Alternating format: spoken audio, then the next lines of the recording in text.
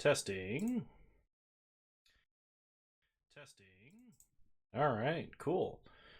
We are live. Let me just alert the Discord.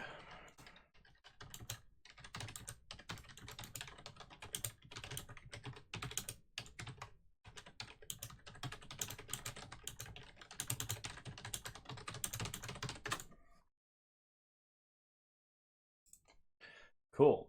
So, actually, let me check the old stockpile of resources here with how much I've got. Yes. I I was testing out the mono blue delver list, and that took a lot of my play points because I am terrible at playing delver. The strategy in general and the list I was like super unfamiliar with. But I was playing the one that 5-0'd lately, and I did not have a lot of fun with that. So I don't think I will be doing a Mad Meta Magic on that because I don't think anyone wants to see me punt that hard, except the most. I'm on the wrong. There we go. What happened to my webcam? Boom. Oh. 1 second. I can fix this.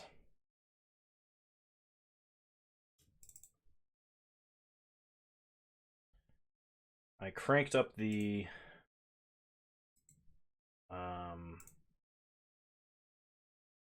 resolution of the webcam, so hopefully the quality over my own face is a little bit better. Let's see.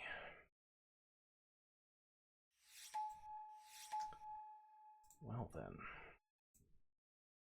Alright, I once again do not know what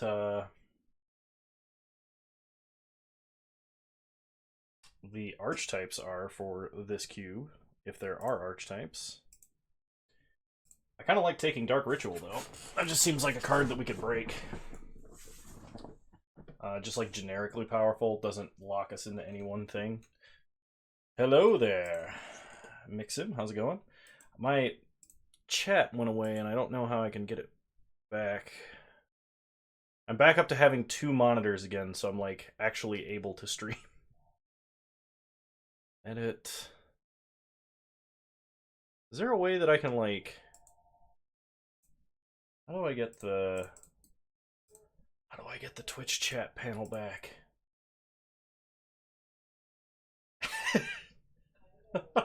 Welcome, Jawest. Thank you for that traumatic message. Thank you for subscribing. You're a wonderful human being. How do I... With OBS, how do I get the Twitch chat panel back?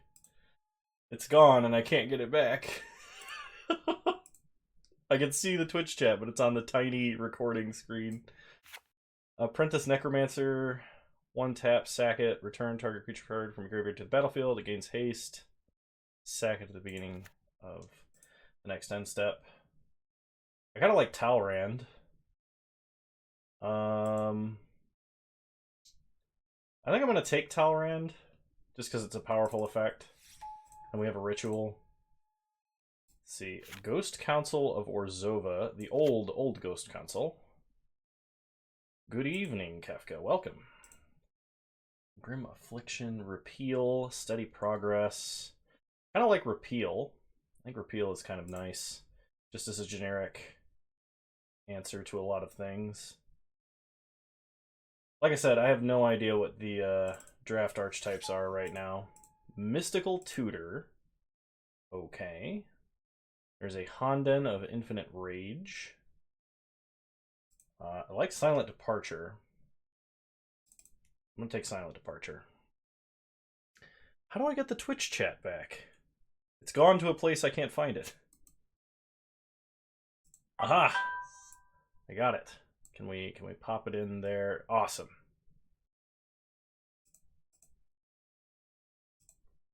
Can I get it into a different panel? There we go. I mean, I have a Coke. I have a Coca-Cola. That's what I'm drinking right now. Oh crap! What does this do? The 6 mana, 4/4. Move 2/1/1 counters from a creature you control, draw a card. I like how he instantly said Coca-Cola. Mixim! Thank you, Mixim, for the 2020 delivery emote. Much appreciated for the sub. I guess I take Gust Skimmer? That seems like a reasonable creature. Horde of Notions does not seem like a reasonable creature.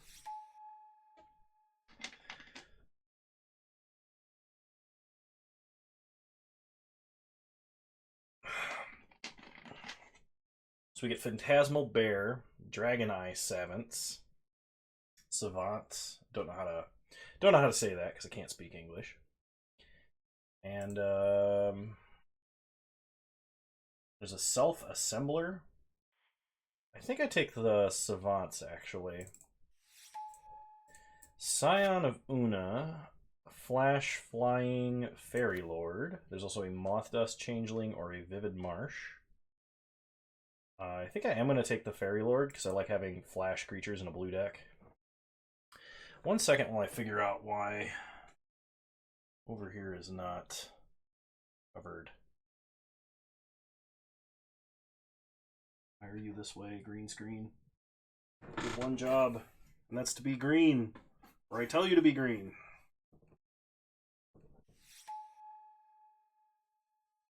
I'm making it worse. I'm making it worse. I'll fix it. Mortician Beetle or Augur. I think this is probably an Augur deck. Gonna need a lot more instants and sorceries, though. We only have a couple right now. Don't like Sigma lingering in the dark. No, the real world is showing. Quick, cover it up.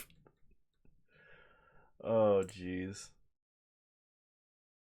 There's supposed to be... I can like crop the image. Oh gosh.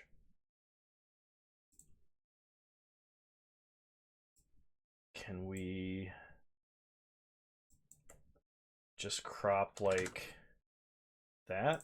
Nice. All right, there's a Blightning and a Horseshoe Crab.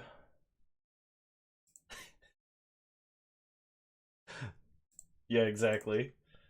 Can't have the world know the true terror that is my life. I guess I take the Horseshoe Crab. I think there's an infinite combo among one of the cards that in the Eternal Master sets.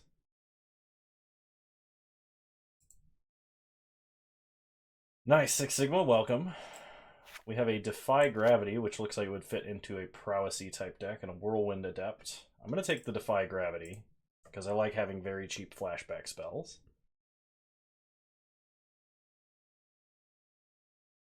My goodness, it looks... Oops. It looks like almost all of the donated subs expired. Oh man, I am so sorry. It's been so long since I've streamed, but we are in such a better place, setup wise.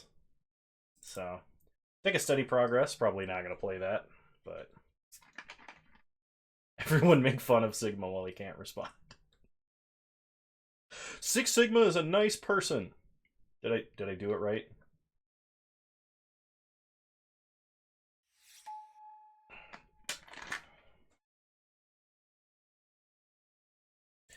Avarax. When it enters the battlefield, you may search your library for a card named Avarax, reveal it, and put it in your hand. Or a Prowling Pangolin. I'll take the Pangolin. Aren't I the janky player anyway? Yeah. Man, feels good to relax. I shifted a couple 100 pounds of lumber into a trailer today. And that's how I got my workout. We're trying to move some stuff around so I can set up the Olympic squat rack. Cromon Cat, welcome! saw your core draft video and was like, how does this guy find a way to play turns? That's fair. Looks like red's open. Maybe we can do blue-red. Oh my goodness. Noxon, thank you for gifting a sub. Much appreciated. You're a wonderful human being and a great supporter of the channel. I do lift heavy stuff.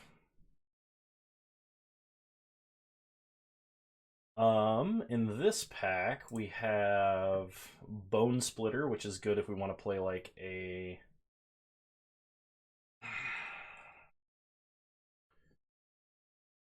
kind of like tempo deck. I think I might. I don't think I have anything that's arcane. Otherwise, I might take Hirobi's Whisper, because the card's actually pretty good for removal. There is a Peer Through the Depths.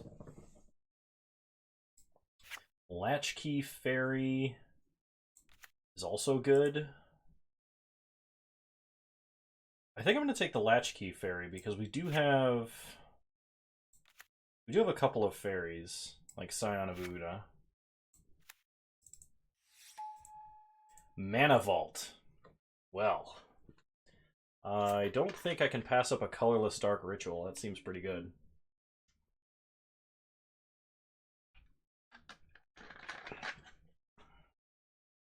Kano's really good at making fun of me. He might do it again.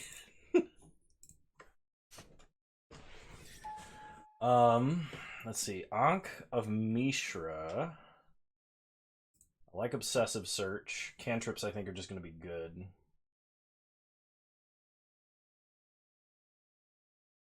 Getting a bunch of Vintage Masters packs all right in a row. Kefka, thank you for gifting Six Sigma a subscription. Everybody knows he needs it.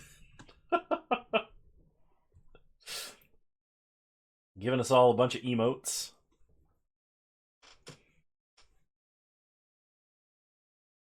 It might be Big No's birthday. I haven't consulted with him today. Dissolve, another Repeal, a Mind Stone.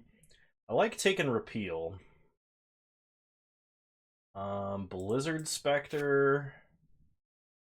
I actually like Blizzard Spectre, especially if we can like splash in this Dark Ritual. That seems pretty sweet. Oh, lots of people missed the Big No stream. Somebody misspelled bingo as Big No, and I said that it sounded like me when I punt a lot, like they call me Big No. Yeah. I'm gonna take the Dark Ritual. Dark Ritual just strong. Your resub was for 12 months. Do we get the deck to celebrate? I'm not playing Mono Punt Tron. You'll have to trick me into playing some other trolley list. Let's see. There is a Swiftwater Cliffs, which I could use to splash something in. I think Duress is probably good enough to take. We are hurting for creatures. We need some big finishers. Should have taken Nicol Bolas. Went 2-1 with the Death and Taxes list last night. Good job. It's pretty good. There's a Recover or a Corpse Connoisseur. We don't really have any creatures we want in the grave.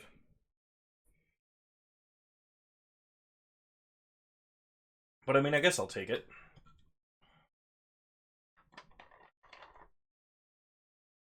Think about this for a second. What would the deck mean to me specifically? Battle of Wits? We can play some Battle of Wits.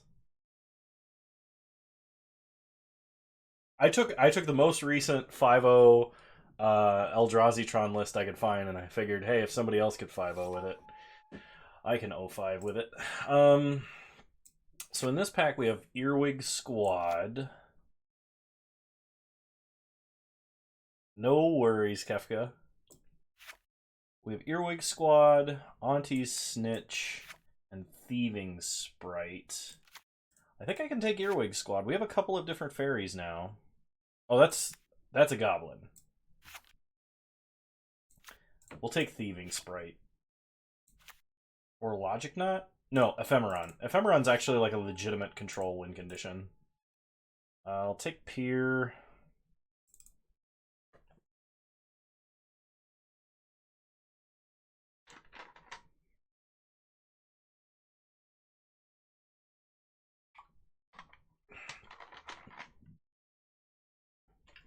What would you say to a Jeskai control with Lutri as a companion? Which one's Lutri? Is that the otter?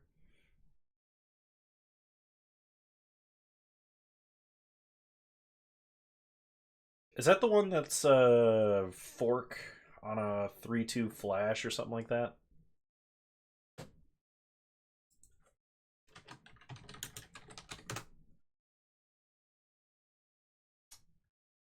Let's see, each non-land card in your starting deck has a different name.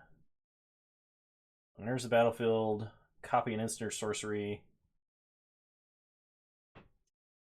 Sounds like it would have been fun before the companions got nerfed. I'm pretty sure it's the one they preemptively banned for Commander because its restriction wasn't a restriction. It's just like free for any spells deck.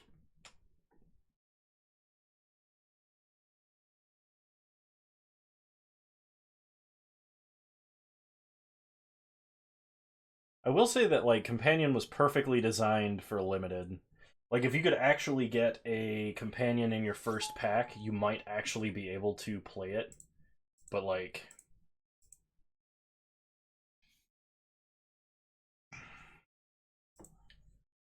it was not designed with constructed in mind at all. I guess I'll take a Reviving Vapors. I'm probably not playing that though.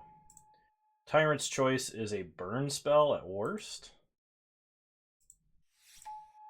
Lotus is okay, but Otter with Fork was too much. It was it is because it's you start with an 8-card hand instead of a 7-card hand. And that's actually a really big deal. I'll take Virulent Swipe. It seems like a lot of damage.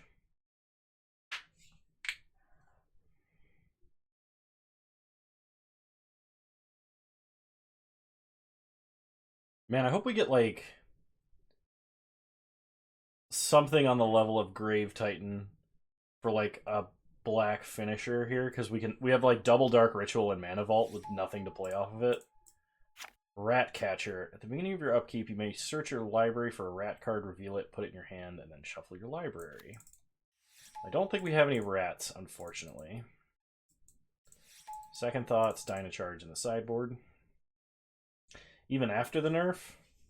I mean, it's not as bad after the nerf, but it's still pretty bad. Counterspell, Mana War. Ooh. I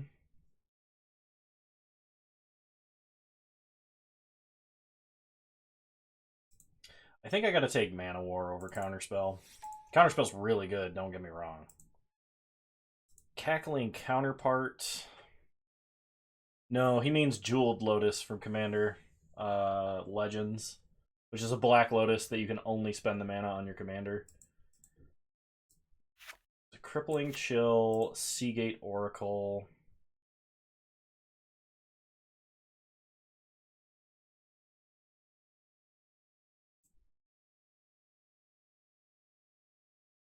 I think we take the Oracle.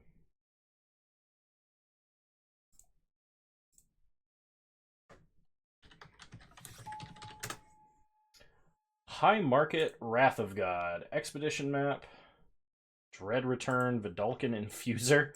What is this pack? Dread Return is just a reanimation spell. We have like no way to take advantage of that. High Market seems bad. I mean, do I take like Wrath of God? There's nothing in this pack for me, which probably means I'm drafting the wrong deck. I'm gonna put High Market in the sideboard.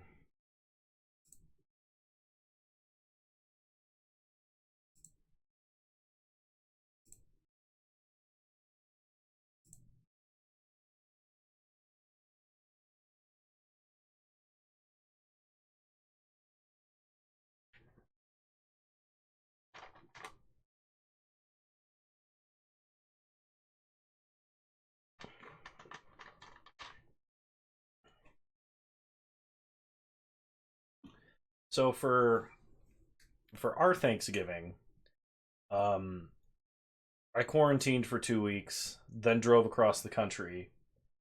Didn't interact with anybody. Got home to my family, and only my parents and my brother and his wife We got together because we were all, good. We'd been away from everybody else. We had ham and turkey and tons of different breads and sweet potatoes, mashed potatoes. It was a pretty big spread. My mom worked very hard to put it all together. I think she cooked everything. Because my brother's wife is very, very pregnant. I think we just take Mystic of the Hidden Way. Conflux is not really a card. Retraction Helix is an unsummon, but it requires us to tap something. Mystic of the Hidden Way is actually, like, a reasonable threat, especially in Limited. Mix him. I sat at home all day, because I live in Europe, and I'm not even sure which day it is. She likes to do it. She likes to make a lot of food, and have people enjoy it.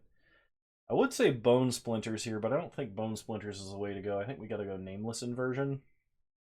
Inexorable Tide is cool, but we have no way to take advantage of the Proliferate. Congrats to the almost uncle. Yeah, thanks.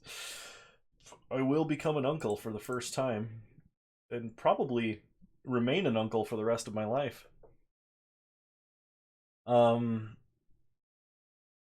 We're gonna take Foil, because I guess the free counterspell is worth it. Gurmag Angler is kind of reasonable. We could Dark Ritual it out.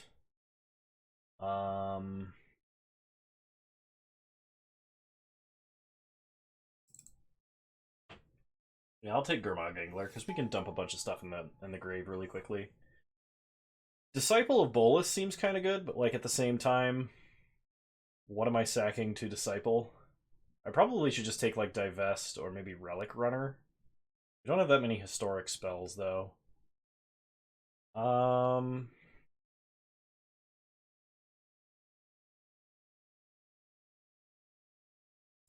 I'm gonna take Divest. Kindle Tabled. Wow. Recover, I think is... Well, we could take Crippling Chill.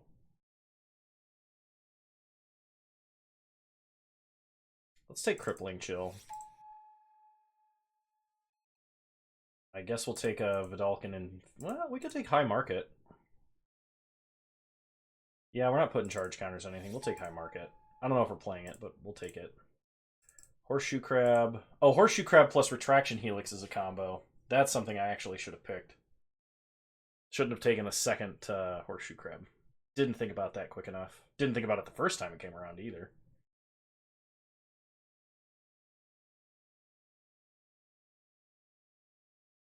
Last weekend was like a 4-day weekend for me, and I helped my brother put a drop ceiling in about half of his basement. And this weekend, I will probably be taking another 3 days to help install trim and paint and put in the other half of the drop ceiling after we move all of the stuff in that room into the closets that we finished first. So, shielding plaques gives hexproof and cantrips. That seems pretty sweet.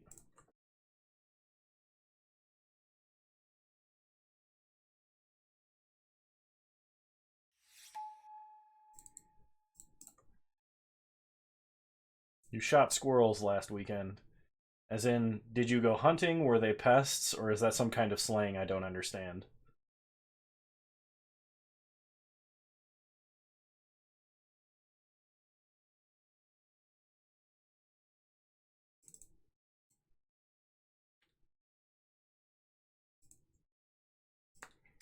Okay, let's see. We're not playing Steady Progress. Foil is you may discard an island instead of paying the spell's mana cost. Nice. I don't think I play Corpse Connoisseur. Even though I could Dark Ritual into it, I don't think I want to put anything into the grave. Which means I need to cut a number of other cards. Probably don't need the cantrip here.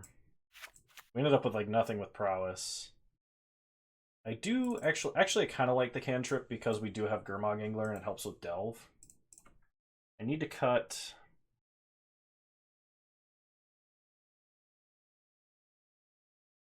6 cards. Well, I don't want to cut many creatures if I can avoid it.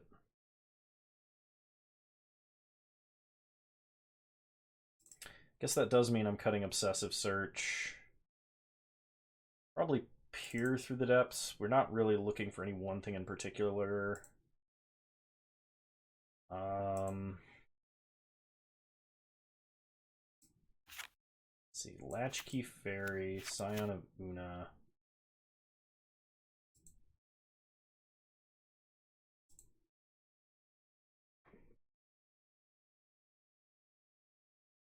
Oh, I don't think it was last weekend. It was the weekend before. My brother went deer hunting.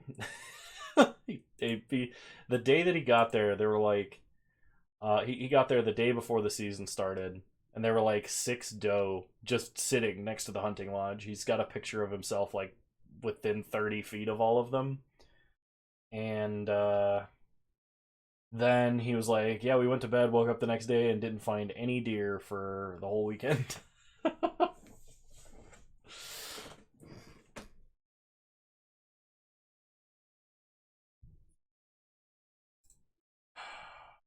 Man, what do I guess I could cut Defy Gravity, because we're not really triggering Prowess. They do. Probably cut Crippling Chill. Shielding Plaques on Mystic of the Hidden Way seems like pretty decent. Same with like Talrand.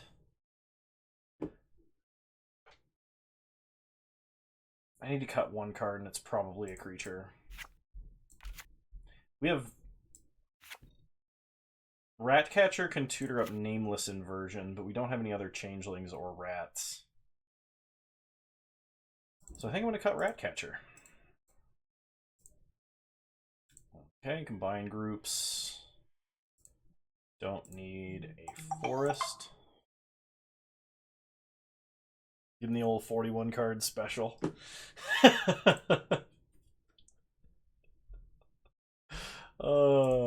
41 card special. I do that pretty frequently when I play limited. I have in other formats more so than ones I don't know, but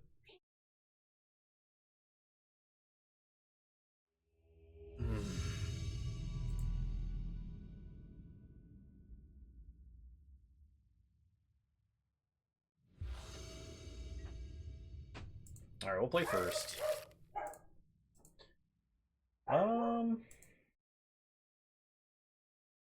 Supreme Vintage Cube, is that a thing? Because if it is, I'm looking forward to it. I think I will keep this. Doesn't really do anything for a while, but it seems like fun. Start with a swamp. Pass the turn. This month it is? Oh, now you got me excited. Just Force Storm every time. Opponent plays a Nettle Sentinel. Okay.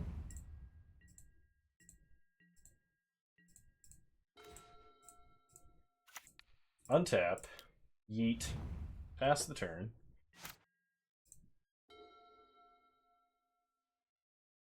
Six Sigma.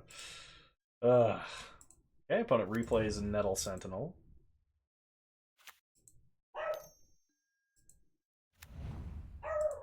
Then plays Springleaf Drum. Okay. We untap. We draw Gurmag Angler. Play an island. Yeet.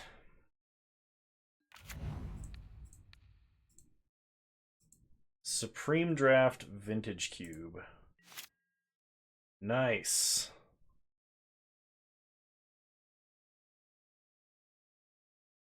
I'm looking forward to that. That seems like a lot of fun.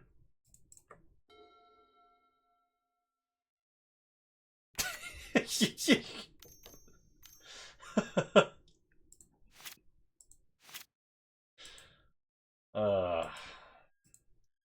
a replays Nettle Sentinel.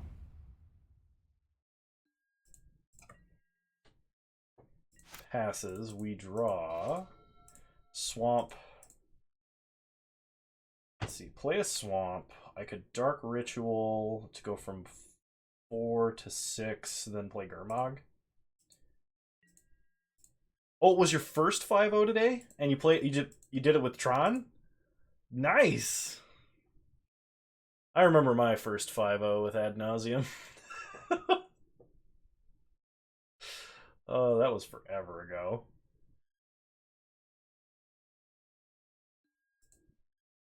Yeah, actually getting the full 5-0 is it's a very wonderful feeling. You should post your specific list in the Discord. I'd like to see it. I think I'm just gonna hardcast foil and trade.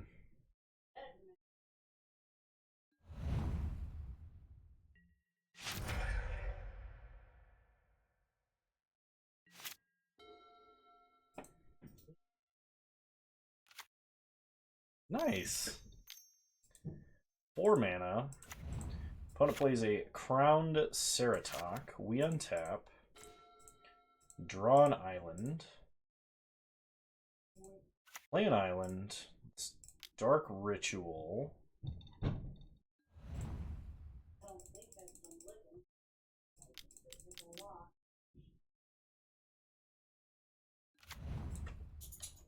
Play Gurmag Angler. 1 second.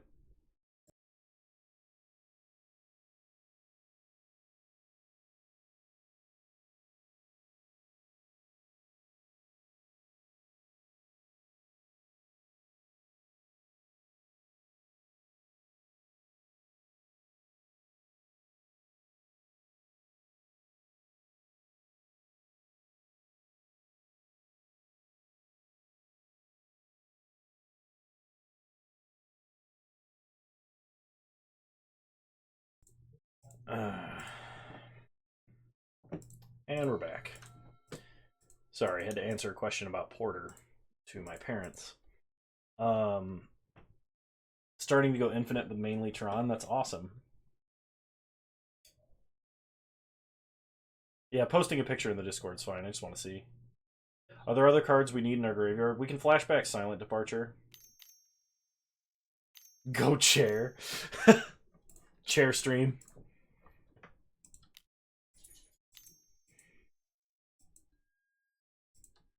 For those of you that don't know, I'm actually just a chair with a very lifelike mannequin on top of me. Okay. I think I'm just going to unsummon this. Then hit them for 5.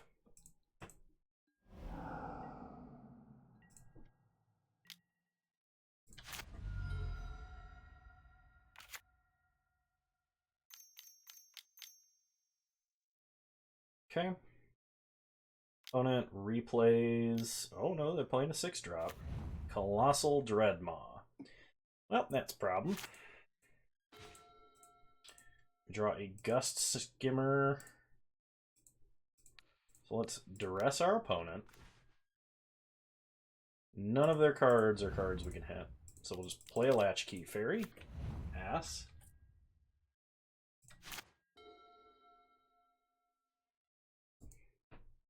I think the problem is right now I'm playing a tempo deck that has no tempo.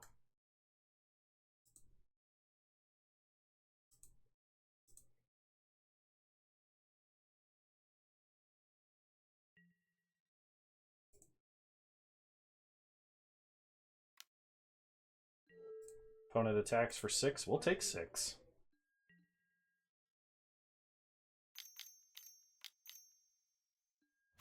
And then they play Sporoloth Ancient. We untap, draw an island, go to combat, attack for 3.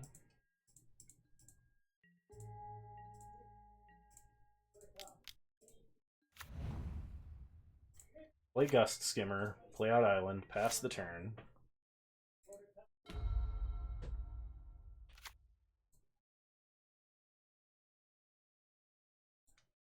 So now our opponent is holding Einok, Survivalist, and Abzan Battle Priest. Thank you.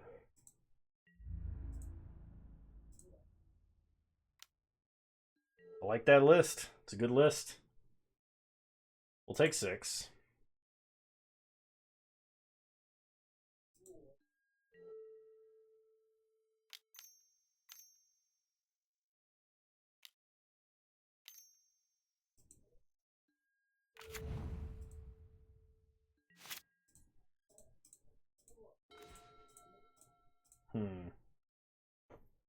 Yeah, alright. We're going to concede and go to next game.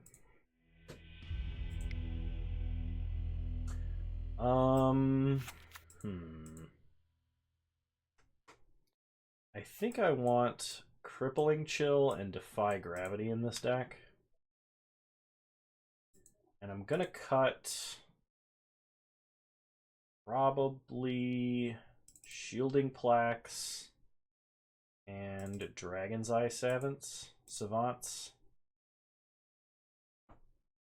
You have made a vow to watch every Kano video to get back to current?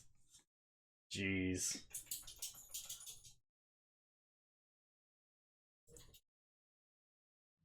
That's a lot of videos. Oh, this is a turn 1 Gurmag.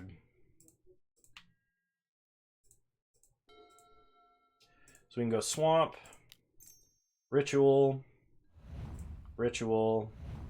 That's 7. I can even duress my opponent. They have Fists of Ironwood and Clear Shot. So we will take Fists of Ironwood. Then play Gurmag.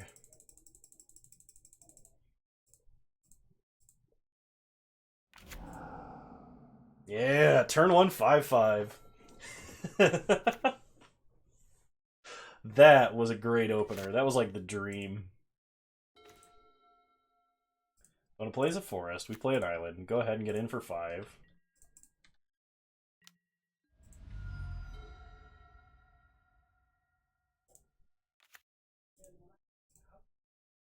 When it plays plains, we untap.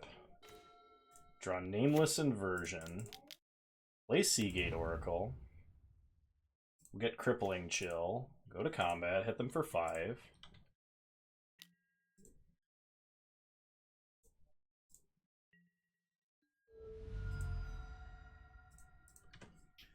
Opponent untaps.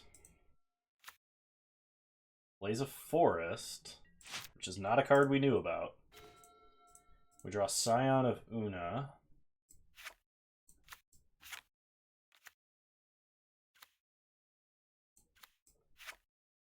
Okay. Go to combat. Get in for 6. Take my opponent to 4. Then when they play Crowned Ceratok, we just Nameless Inversion it.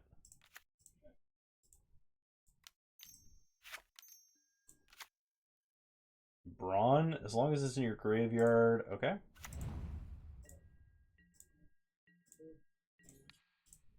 Go ahead and kill Brawn. Untap. Kill our opponent. Nice.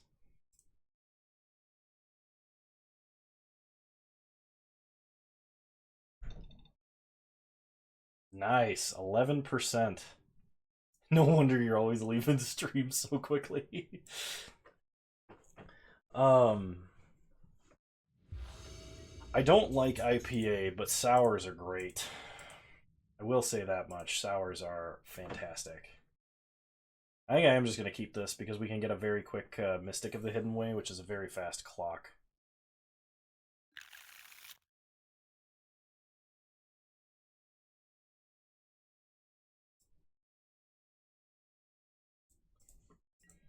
We do kind of have a dead dark ritual in our hand, though. Opponent starts Forest. We start Island Mana Vault. I would like to ignore Kano as much as we do. The kink portion of that. Ugh. All right. Play Mystic of the Hidden Way. On turn 2. Pass the turn.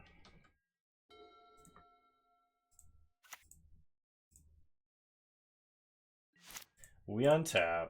We will not pay for Mana Vault. We draw and take a damage. Like to ignore Kano live? Jeez. Okay, go to combat.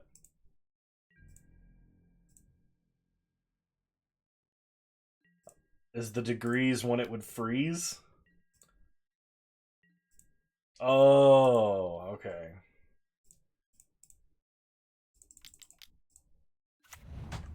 Play Horseshoe Crab, pass the turn.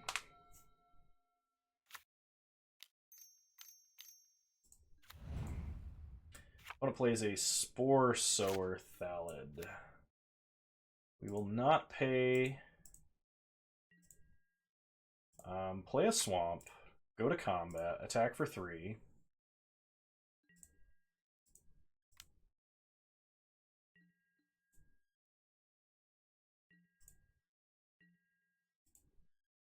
Pass the turn.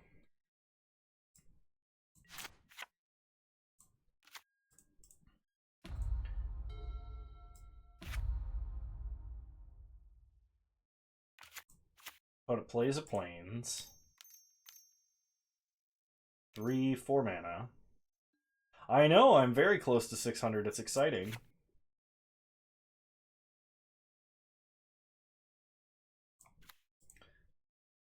Opponent plays another fungus. They go to combat. They should probably attack here because they can't block.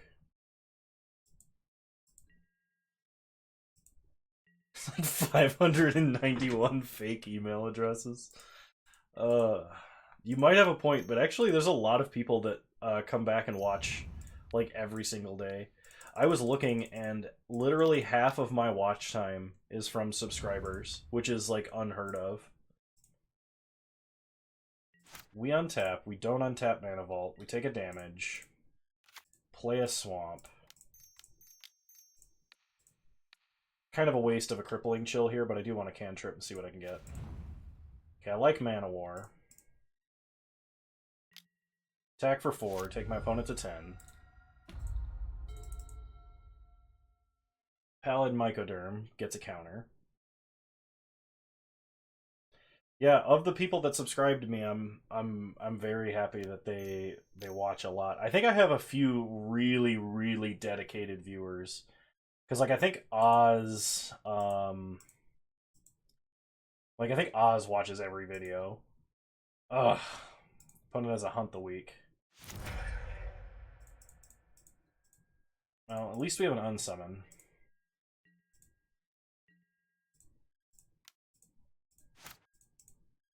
I've seen a lot of channels that complain about that.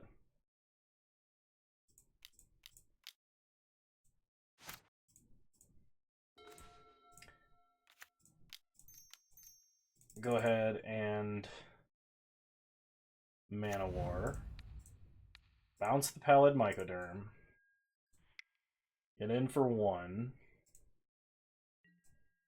I was really relying on that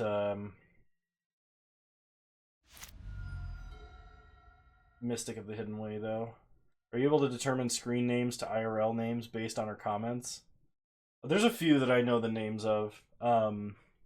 And a few that I know, like, who's on Discord and Twitch with the same name and who's on, like, who has a different name on YouTube, that kind of a thing. A few of them I figured out.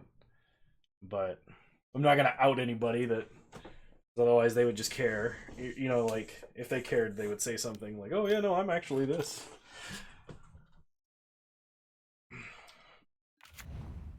You've told me multiple times, and I don't actually remember.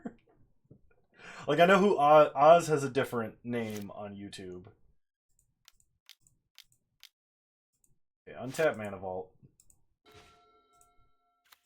Alright, now we're in trouble, because we've drawn only lands with 2 extra cantrips. I was doing so well with the tempo game this time and just couldn't keep it up.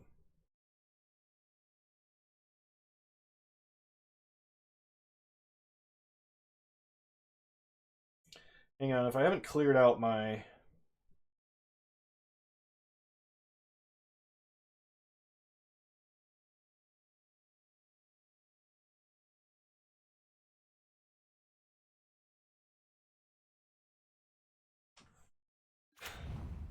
Opponent is playing Mana Crypt. Opponent just played Mana Crypt. At 9 life. We might win yet. I was gonna say my accounts are the same everywhere. Like I've used this handle for a very long time. You're Max? Nice. Opponent make some sapperlings.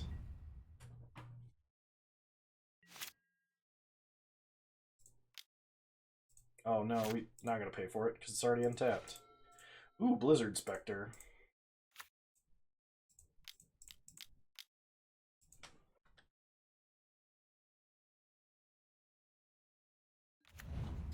Alright, pass the turn.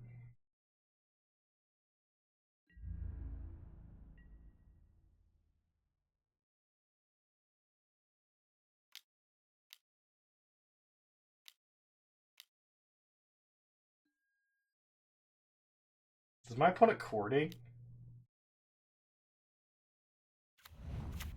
Oh man, scatter the seeds. Mana Crypt! Mana Crypt! I believe in you, Mana Crypt! Yes! Mana Crypt doing work.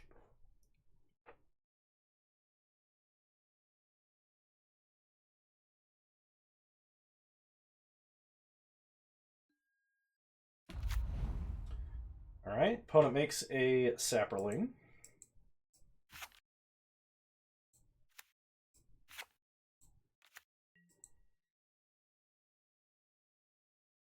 And they attack for a lot. I really hope they don't have, like,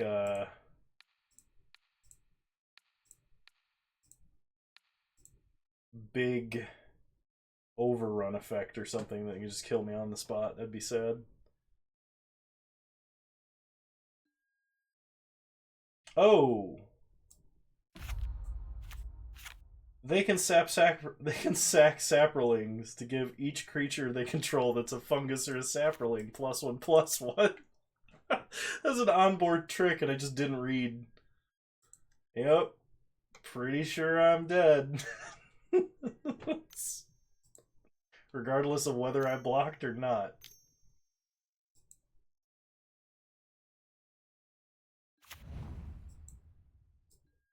Iwamori of the Open Fist. That's too bad my last card in hand was not a gigantic legendary creature. And they play an Emperor Crocodile. We draw Divest. And that's the game. Man, one more hit with that Mystic of the Hidden Way and we could have actually killed our opponent because they had a Mana Crypt. Unfortunately, it just didn't happen.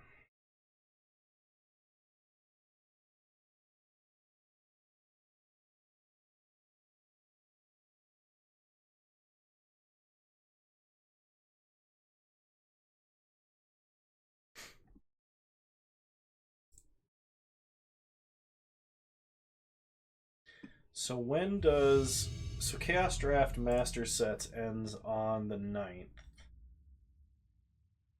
And then the 9th for Supreme Draft Chaos starts. Then we have Supreme Draft Vintage Cube on the 16th. Alright, we'll play first.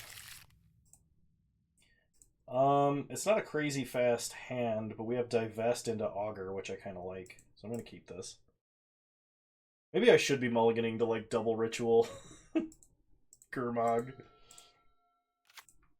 That hand was crazy. So we'll start Divest.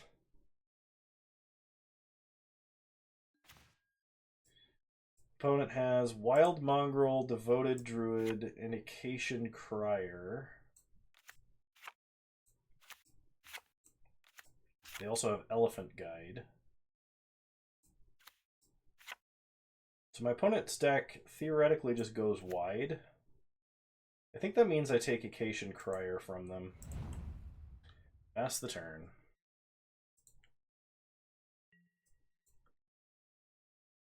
We can hold up mana and kill something if they cast Elephant Guide on it. So if my opponent like starts by playing a Wild Mongrel, into like an elephant guide, we can just nameless inversion, kill wild mongrel, take the forest. Bone! You made it! Glad to have you, buddy.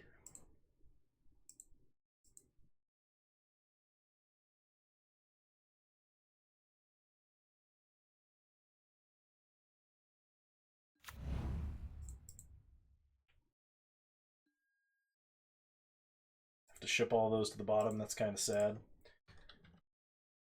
Pass the turn. Really hoping we draw land. That's true. Are you feeling any better, bud?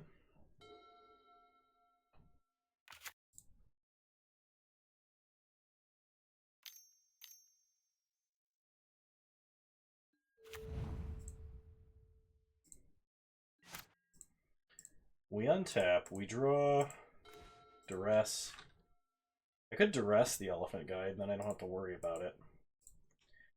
But I think we just pass.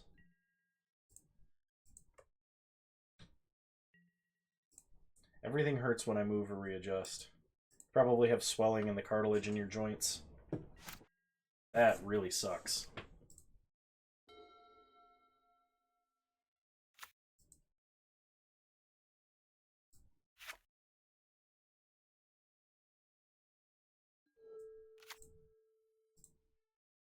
Opponent goes to combat. Attacks. I cannot just nameless inversion.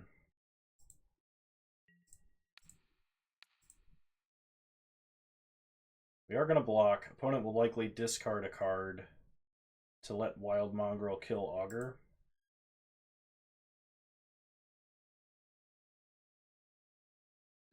I could have responded to that, but I think it's worth putting the damage on it now.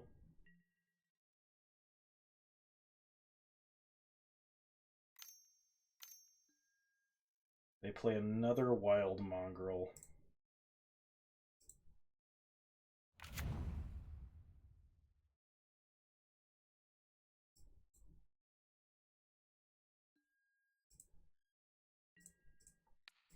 Okay, I'm going to try and nameless inversion to kill this one now. Like, we're going to need to draw lands to get back on track here. We know our opponent discarded a plains. We untap. Draw an island. That's good. I think I can deal with getting hit by a 2/2 for a turn. So we're going to duress and try and take Elephant Guide from them. Okay. They have Devoted Druid and a Forest. Pass the turn.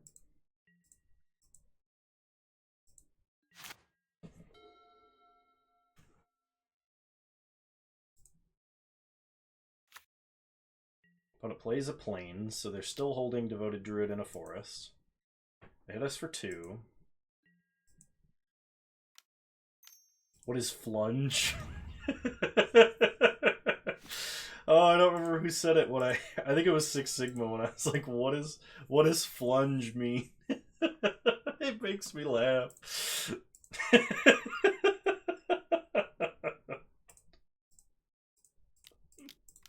It's just very silly.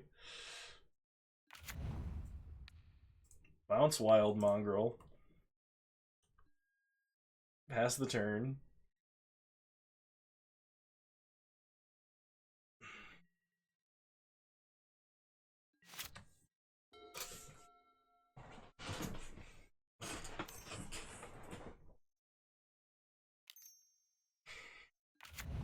Opponent plays Wild Mongrel.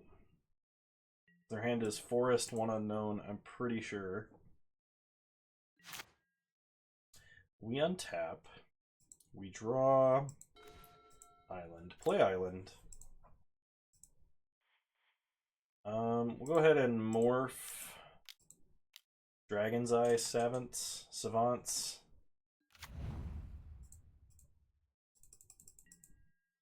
Not gonna swing with Mana War.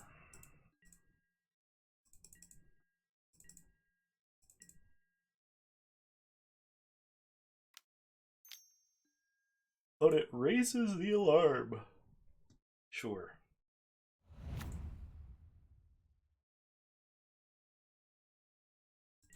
They untap.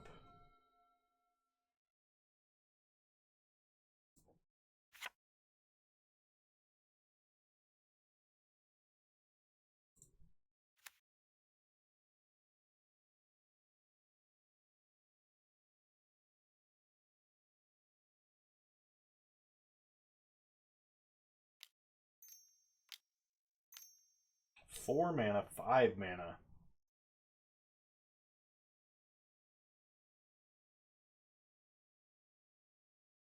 I think if it's Colossal Dreadmaw, I just actually can't beat it. Thrive. Put 4 1/1 counters on X. Distribute 4 1/1 counters among X target creatures. That's pretty good. Okay.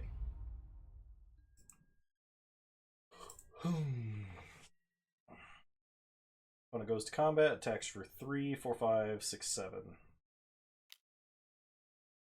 Well, we know our opponent's last card in hand is actually just a forest, so we're just going to trade off our morph.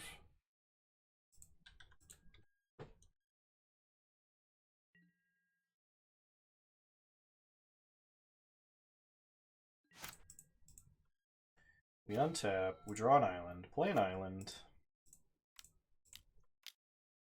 play out Horseshoe Crab.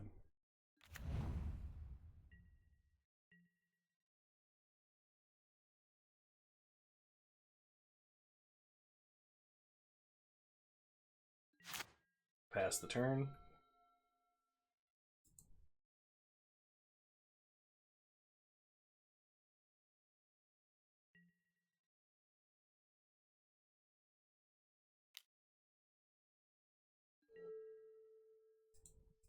Block here.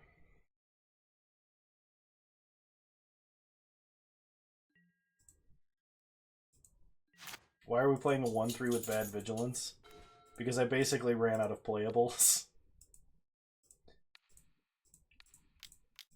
This is not a very good deck, but it did play a Gurmag Angler and a Duress on turn 1.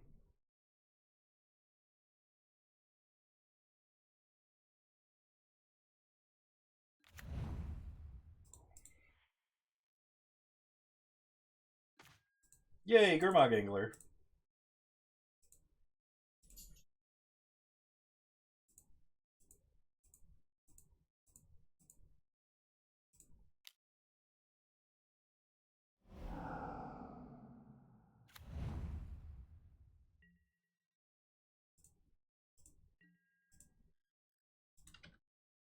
Wait, there's a Sigma command?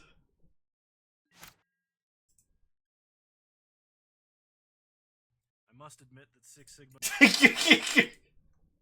That's enough of that. It's going into the announcements.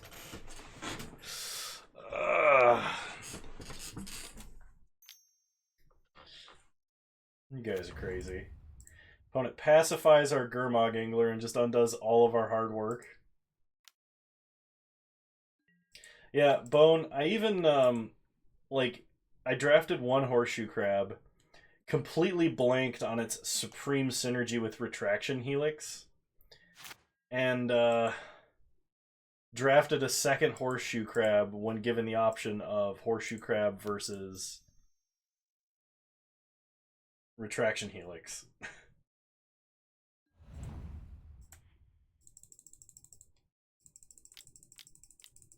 Play Errant Ephemeron.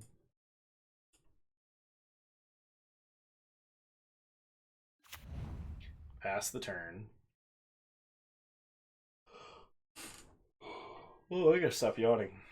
I even just drank something that has caffeine in it.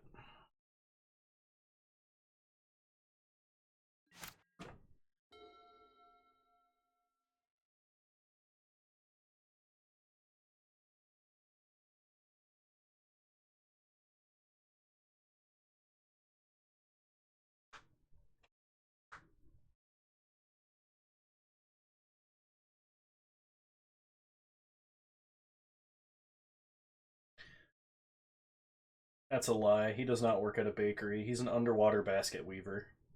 That's why he makes so much money.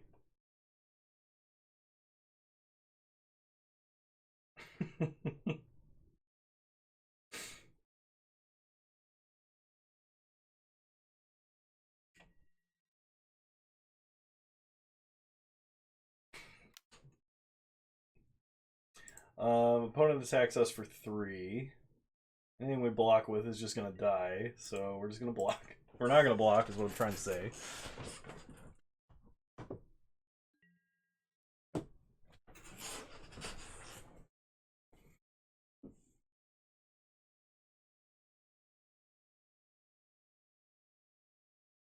I don't even know what that means. Six Sigma.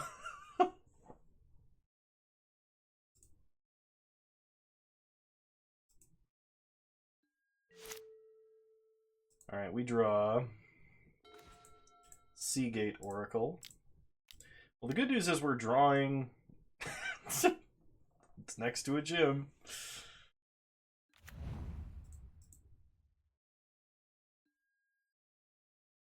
We can either draw Repeal or we can draw Mystic. I think Mystic is better. Repeal is a time walk. Mystic is an increased clock. I'm going to take Mystic. Even though I can't play it this turn. And then we're going to attack in the air for 4.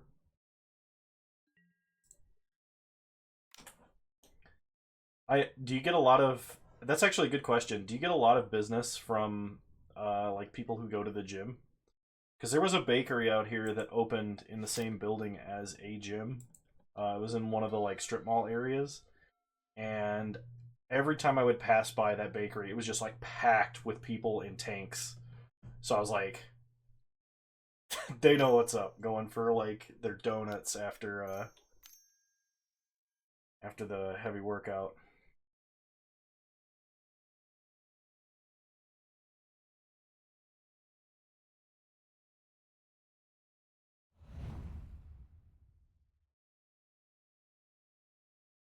Opponent gets a wall of roots off of a lead the Stampede. Is that it? Nothing else?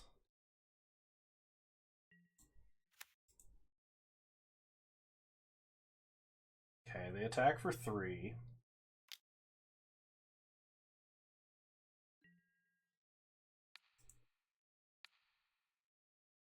Will block.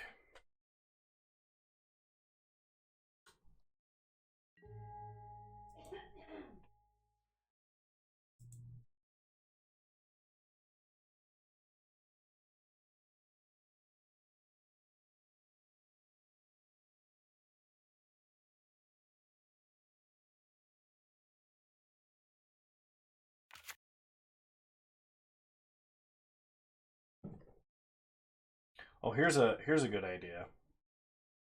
Everybody who's on Discord, feel free to direct message me. We gotta figure out something we can get Bone Daddy for Christmas. Message me with if you got any ideas. Alright, we're gonna attack him in the air for 4.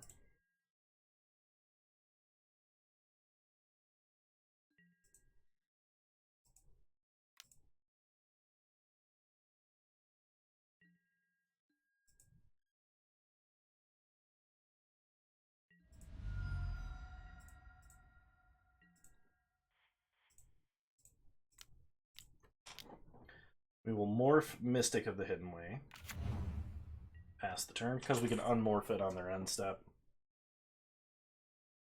Just kind of hope we keep drawing chump blockers. It's not my birthday.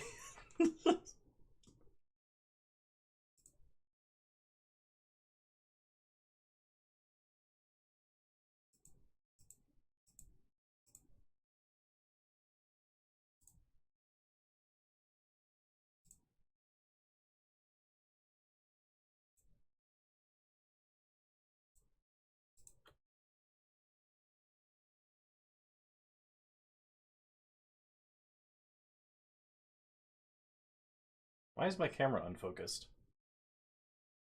Camera.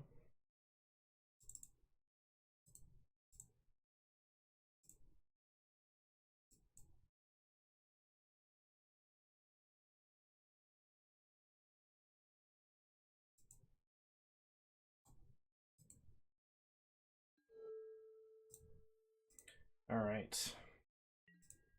When it goes to combat, attacks for 3. We chump with Horseshoe Crab.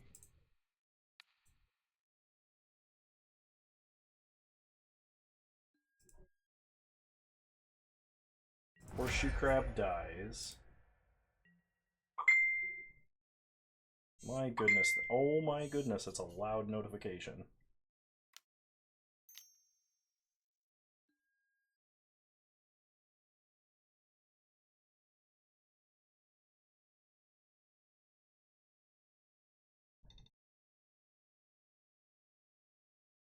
Opponent plays a morph.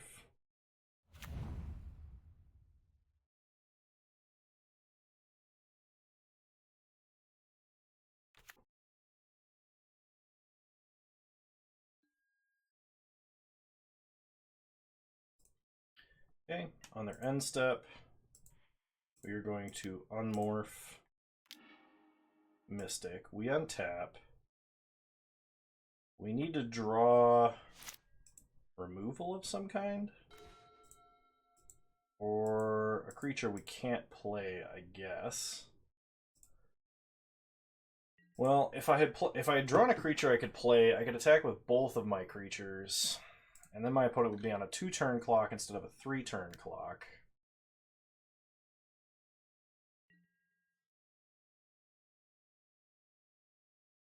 Hit our opponent for 4 in the air, take them to 8.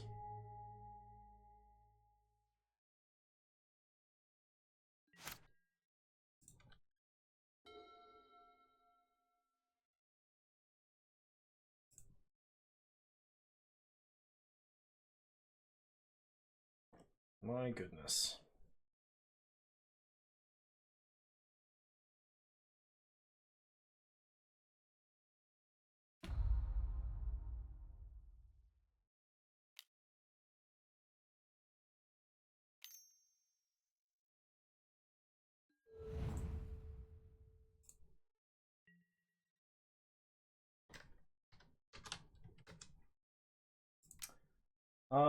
Pretty sure that means we die. Got overwhelmed. Alright. So we're going to bring in Crippling Chill and Defy Gravity, and we're going to drop Shielding Plaques and probably the Dragon's Eye Savants. However you want to say that.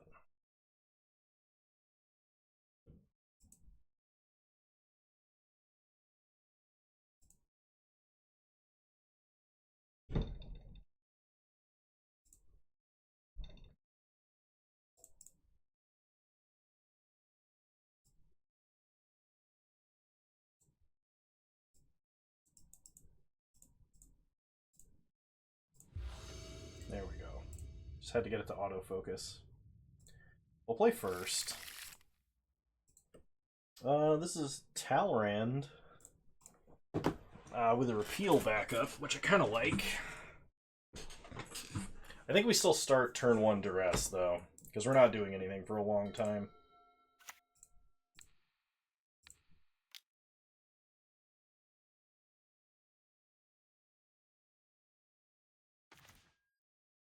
One has Wild Mongrel, Corona Zealot. And that's it. Alright, pass the turn.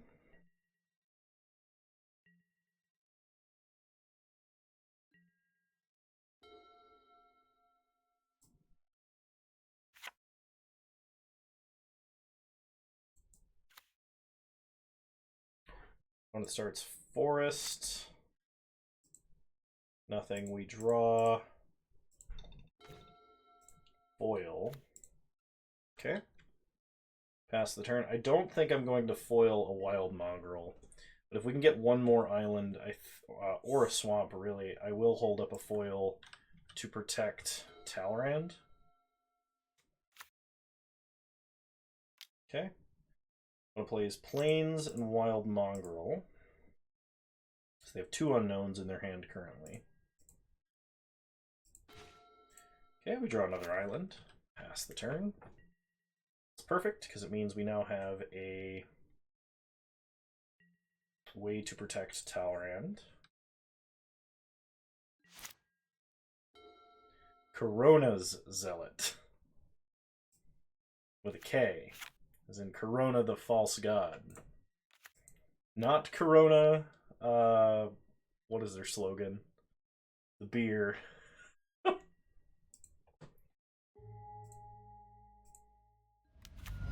they play a morph card, which is probably Corona's Zealot. We untap and draw Crippling Chill. So play an island. Play Talrand. Pass the turn. So if we need to protect Talrand this turn, we can pitch 3 cards. We can pitch 3 cards to get a Drake and protect Talrand. I really hope we don't have to do that.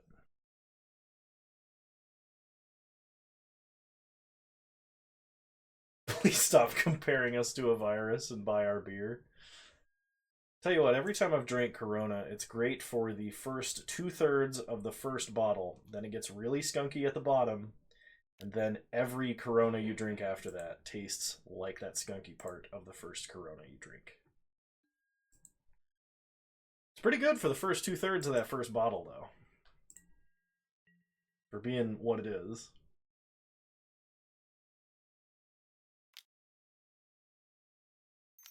Four mana for a Penumbra Spider.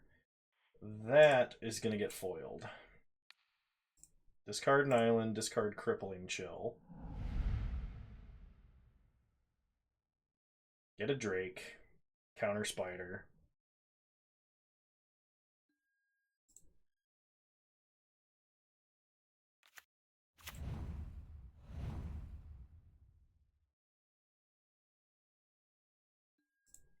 We untap.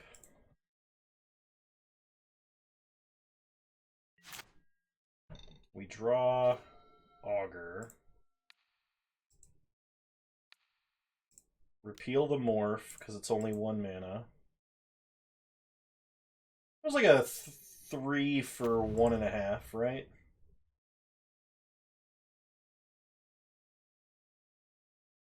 Alright, it was Corona's Zealot. Play Augur of Bolas.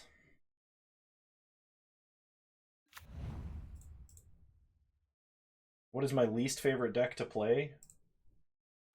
As in, play against, or to play literally?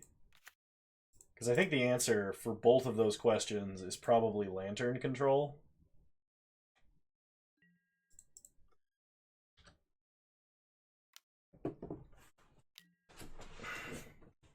So we'll hit our opponent for 4.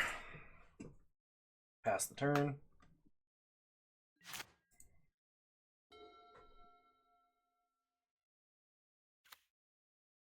Opponent plays a Forest. Never played Red Burn, never will. That's fair. I've actually found that playing Red Burn versus Red Burn is a really interesting matchup. It's a very simple deck in a lot of ways, but Burn versus Burn usually is pretty interesting. Okay, opponent attacks us for 2. We're not going to block.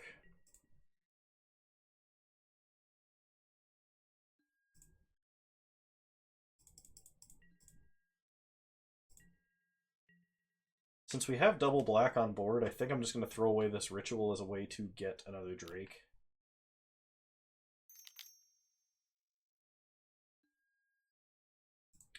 Opponent scatters the seeds to make 3 1/1 saprolings.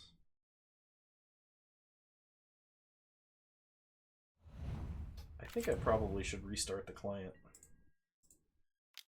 Okay, Dark Ritual to trigger Talrand.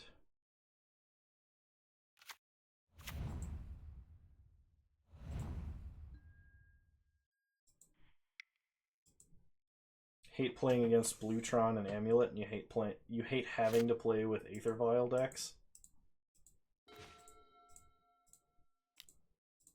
Okay, play Seagate Oracle.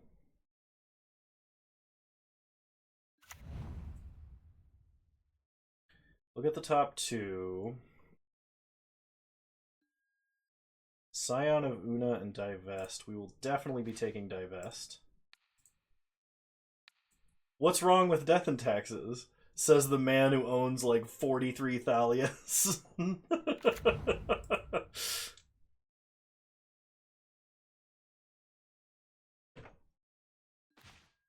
Let's see. Mannequin and Corona Zealot. We'll take the Zealot. Go to combat.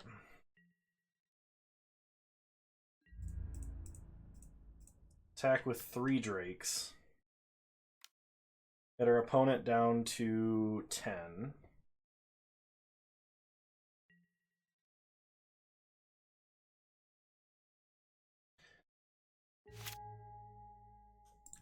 My problem with playing Vials and Paper is I actually forget their triggers all the time. That's one thing about being playing Magic almost exclusively on Moto is you tend to forget a lot of things when you play in Paper. The rare time that you do.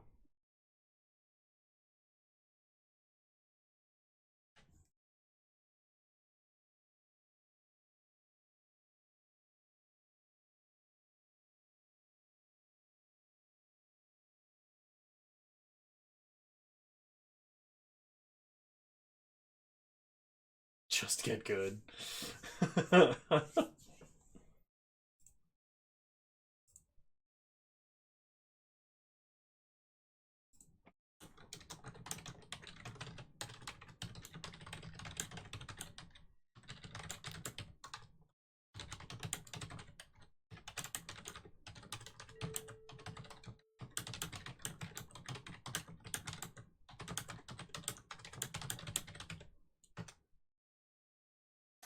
But it attacks us with Wild Mongrel. I don't think... Draw them at the correct time and remember to tick them. It's so easy, Forehead.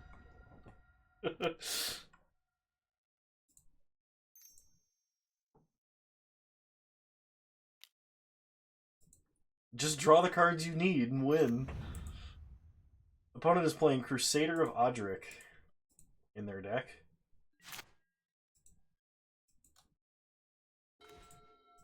We draw a swamp. We're going to hold on to it to scare our opponent. We're only going to attack with 3 Drakes because 4 does not change the clock.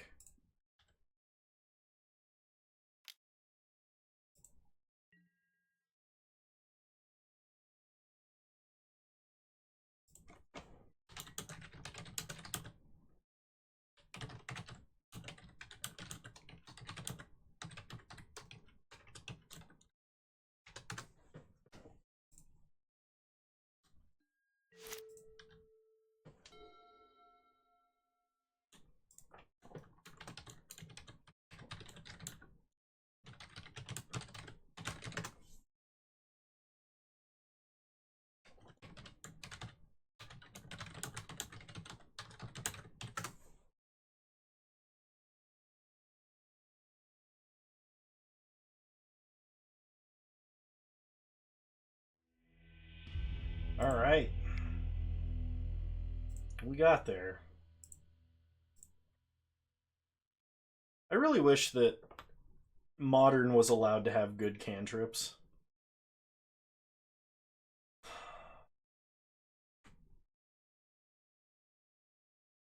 I tend to like the bullcrap that opponents complain about.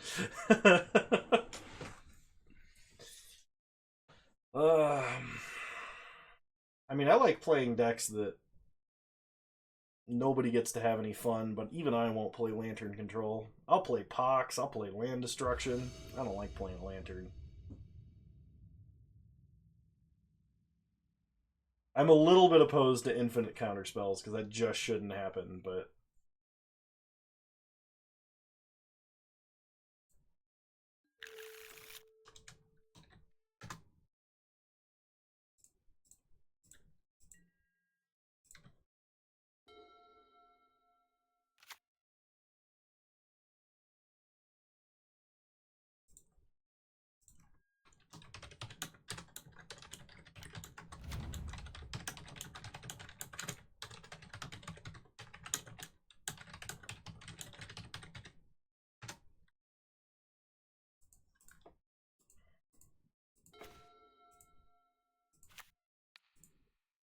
Alright, let's divest our opponent.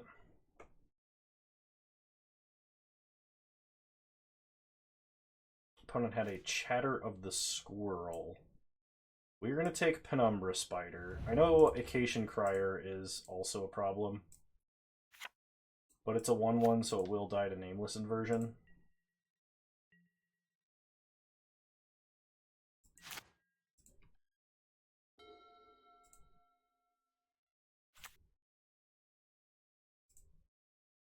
Oops. Alright, I'm gonna restart the client because this is just terrible right now.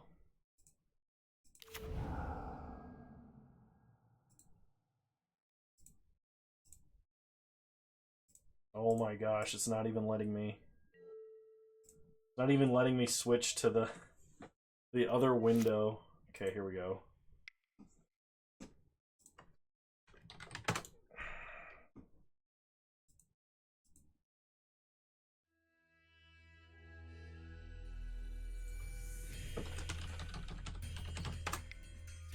Full screen Kano. Magnificent beard.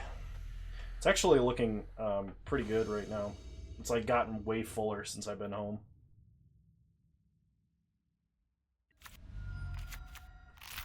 Alright.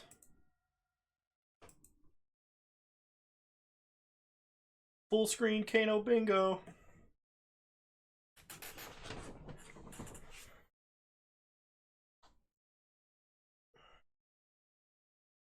I was actually thinking something that I might do for fun is make like an app that ties into the channel points redemption. Because there's got to be an API for that, right? And I was thinking about letting you redeem it for like... or whenever somebody redeems channel points for like a deck redemption or something like that, based on however many points they spend, you could give them like loot boxes that have different emotes in them for bragging rights on Discord. You could do like, you know, exclamation point swag, and you could see like, you got the golden punt emote, stuff like that. I think that would be pretty sweet. Then we could actually have Kano Bingo as well.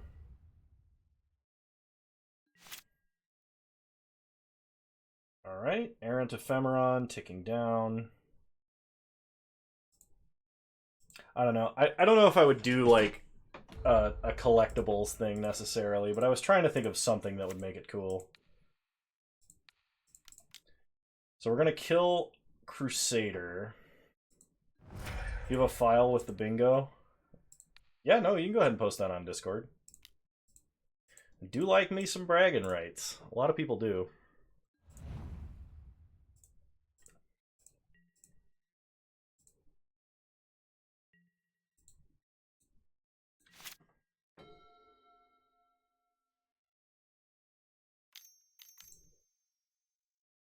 Opponent plays Acacian Crier. It's in for 1. Take 1, go to 16. Untap. Errant Ephemeron. This is still not off suspend yet. We draw Seagate Oracle. So play a Swamp. Play Seagate Oracle.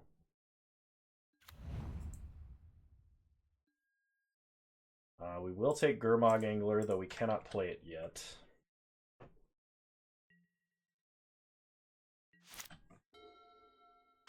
I'd like to get one more card in the grave so that we don't have to exile Silent Departure.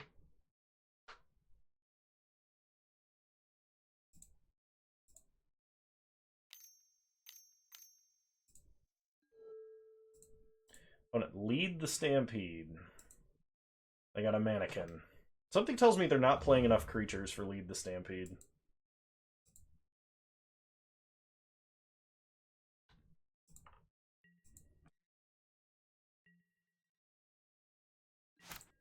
Okay, we untap. Errant Ephemeron, still ticking down. We draw a Prowling Pangolin. Play the Crab.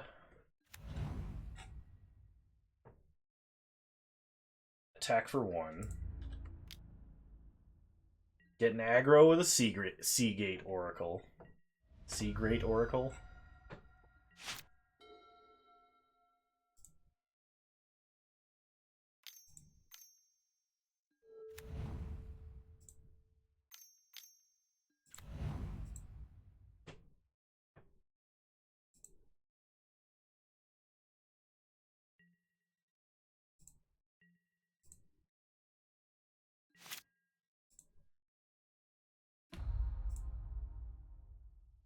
Alright, Ephemeron finally coming off suspend and giving us a real clock.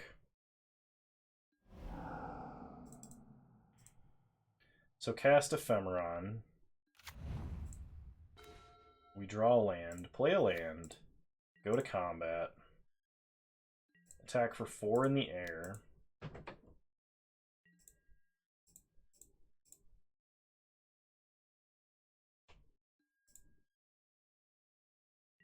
Opponent takes 4, goes to 15. And we're going to play Prowling Pangolin before my opponent has the chance to start activating Acacian Crier. They probably just sack their 2 1/1s. Or like Wall of Roots and a Mannequin. Unless they need double green.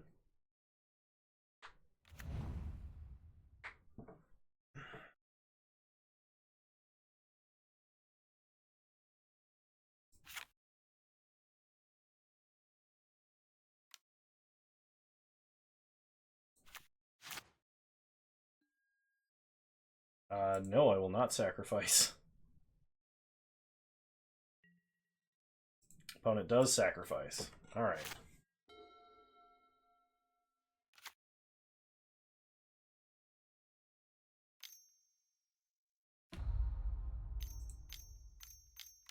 Opponent definitely needed the double green for something. They play Roar of the Worm to get a 6/6 worm token.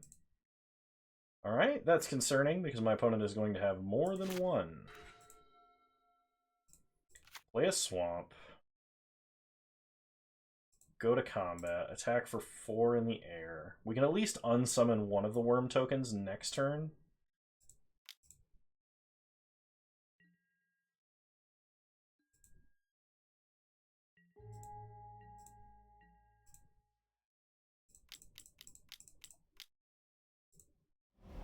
Okay, delve out a Gurmag Angler, pass the turn. I don't think we need our Exile Zone out.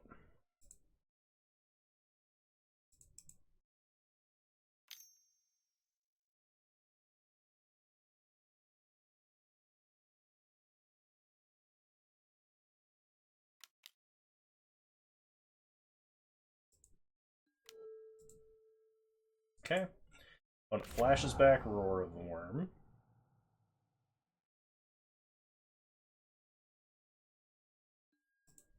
They go to combat. Attack for 6. Definitely chump here.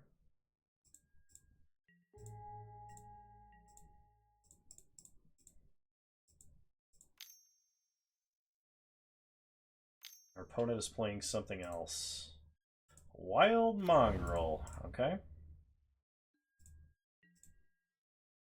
We untap. We draw Talrand. So we're going to go ahead and unsummon a worm.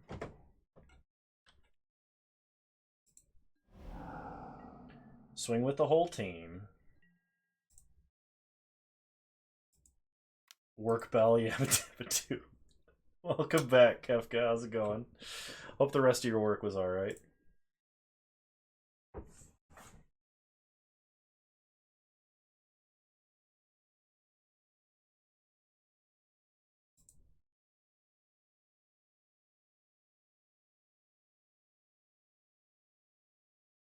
Chat lag here seems to be less than your normal setup.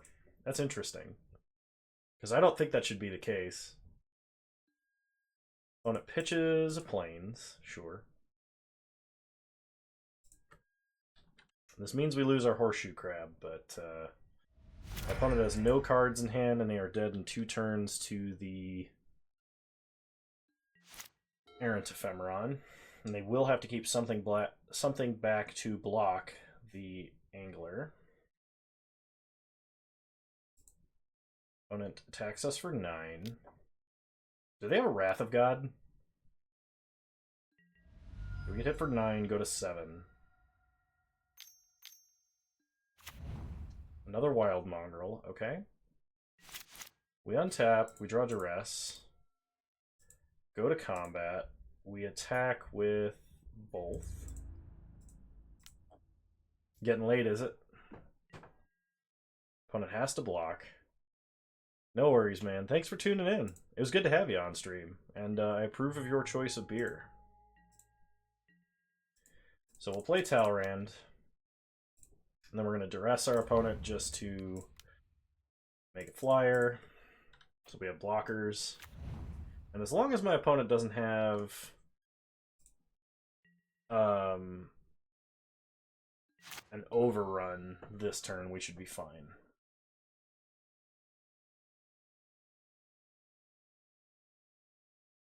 Alright, we got there. We won the match. Moving on to round 3.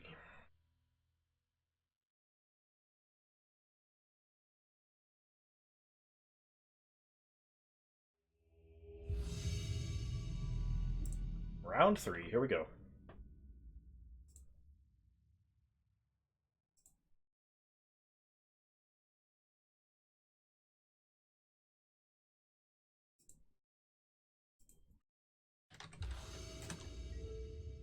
I would love to play first.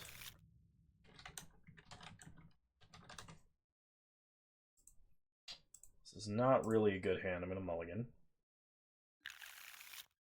This I can deal with. I'm going to keep. I think I put back Dark Ritual, though. It's very strong, but it doesn't really fit into a lot of good openers that we have here right now. So we're going to start Island, pass the turn.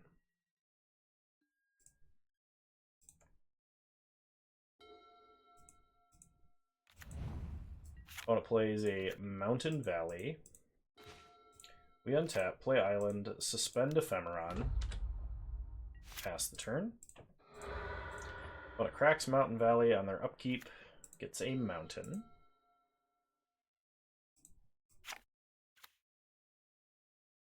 They play an island.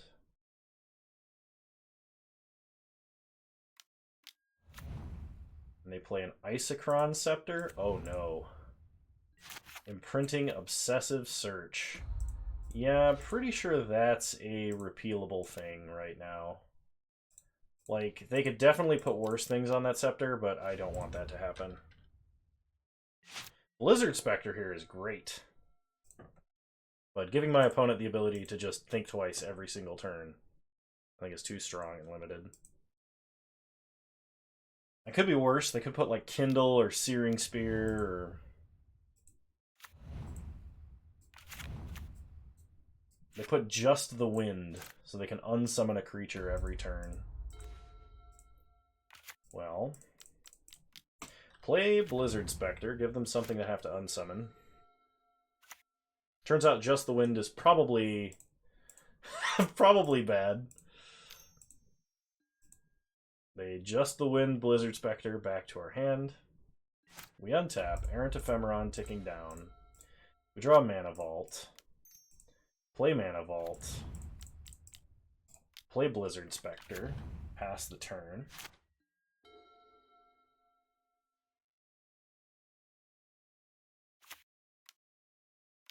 Opponent plays an island.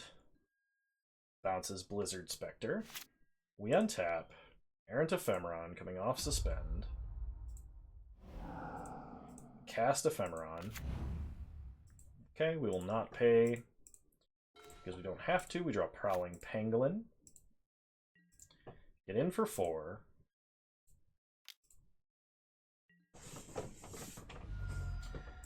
Get our opponent down to 6. We can't cast both, which is unfortunate. So pray the pangolin. Play the pangolin. We will not be sacrificing any creatures past the turn. If we draw a... Black Source, we can play both Blizzard Spectre and Pangolin in one turn, ensuring one of them will stick. Opponent plays an Urban Evolution, so they can play a land. They Lux Act into a second land. Okay. We will not untap Mana Vault because it's already untapped. Draw Swamp. Go to combat. Attack for 10. Opponent is going to unsummon a creature. It's the Pangolin. Get in for 4.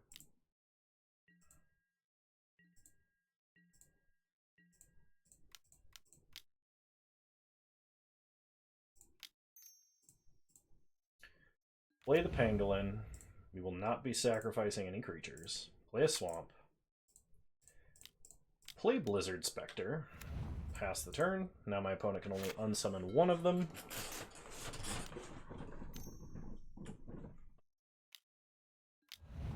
They play a Rampaging Baloths. Oh, man.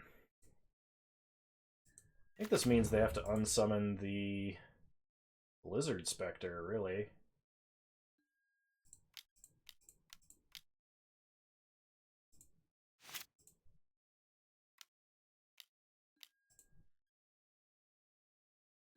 Yeah, they have to hit the Spectre there.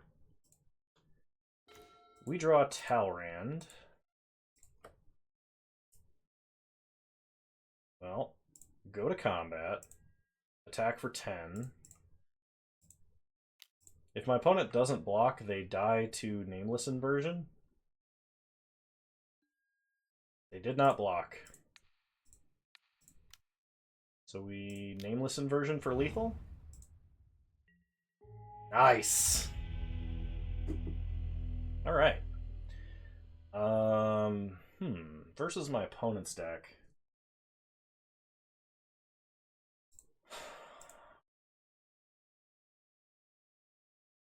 I think I do want Defy Gravity.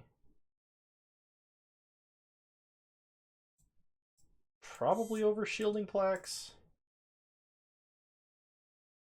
I may want Crippling Chill, but we'll see.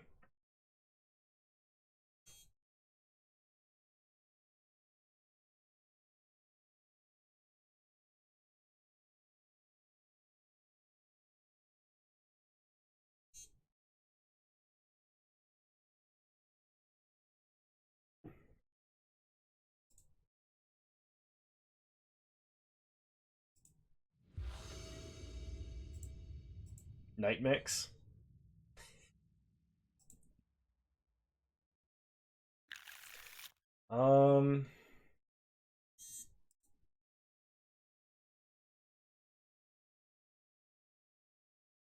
If this hand had a swamp in it, it would be very good, because we could foil to counter a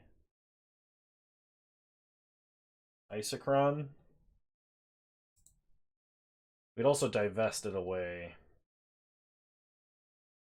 We could get one draw at a swamp. I think I'm going to keep this. It's not amazing, but it does interact with some of the worst things our opponent could do quickly. Opponent starts Island, passes, we draw, Mana Vault. So start Island, Mana Vault, pass the turn.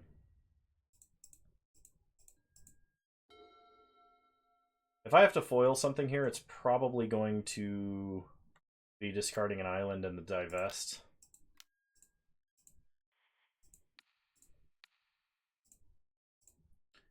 Okay.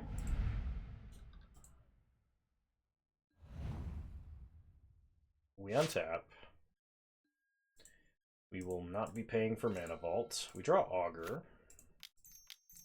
Play Augur. Silent Departure, Repeal, or Nameless Inversion. I think we take Repeal. They don't really have a lot of cheap spells. Or cheap permanents, I think, but we could hit like a token or something with it. We'd also repeal our own Mana Vault for a slight profit on mana. But I don't think we need to. Go to combat.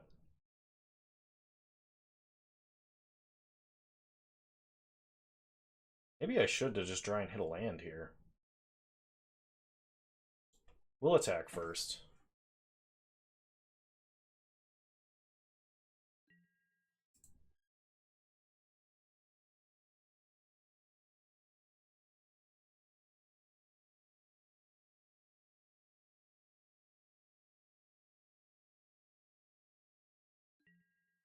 Attack for 1.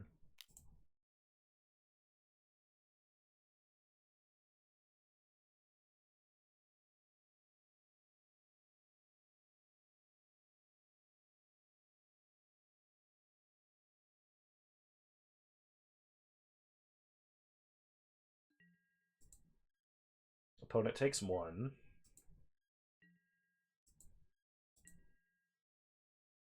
Now, do I repeal Mana Vault, trying to draw a land? I think I'm gonna.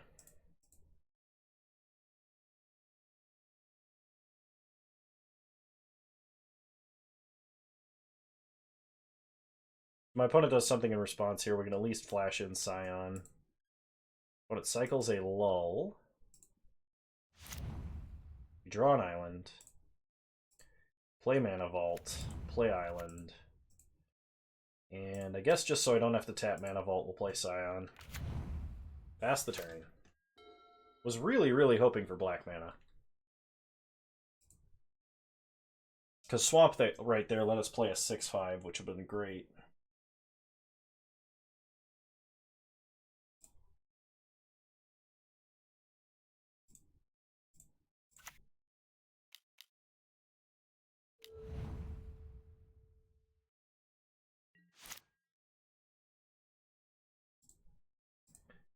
Okay. Not gonna pay.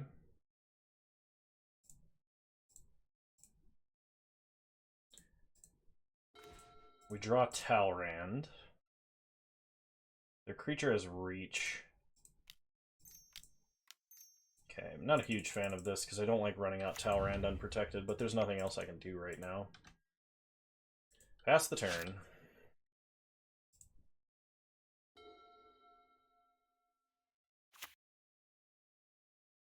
Opponent plays an island.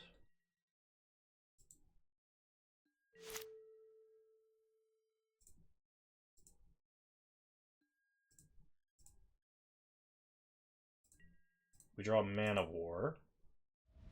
I do like Man of War here. It's at least something to do that'll let us attack.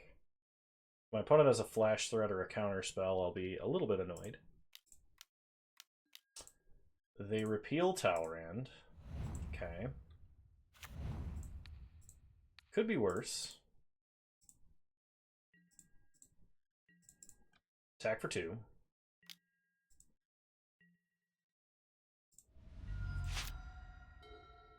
Opponent goes down to 17. They play a forest. They play Rampaging Baloths. Well then. This is, I believe, the classic description of problem. Because I don't think I can beat a Rampaging Baloths. We have nothing that kills it. And we've never drawn black mana. We've used both of our premium bounce spells and our big counter spell. It's turn 6, and we've done nothing all game because we never drew black mana. Okay, opponent Obsessive searches to draw a card.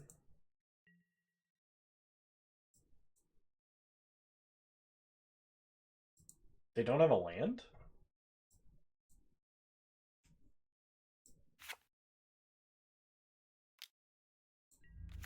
They're attacking for 6, no blocks.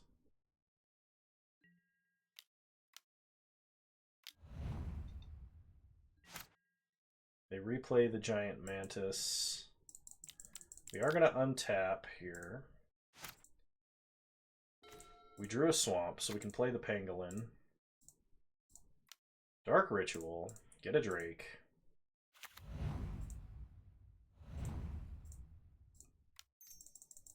Play Pangolin. We will not be sacrificing. Opponent will not be sacrificing. Pass the turn. Will we at least have something that can trade with the Baloths?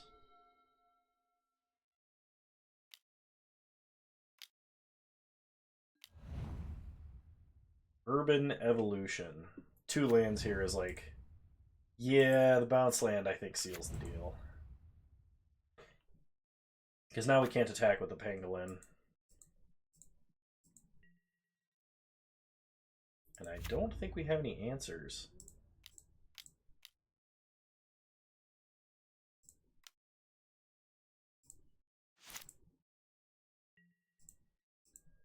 Draw a swamp. Play a swamp. Pass the turn. And my opponent needed to have no lands this turn.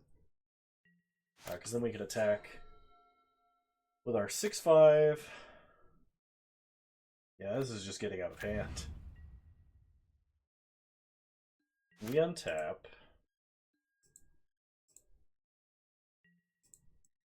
Okay. Go to last game. Let's bring in Crippling Chill. Actually, let's not do that. Let's just keep a hand that's better than the hand that we had.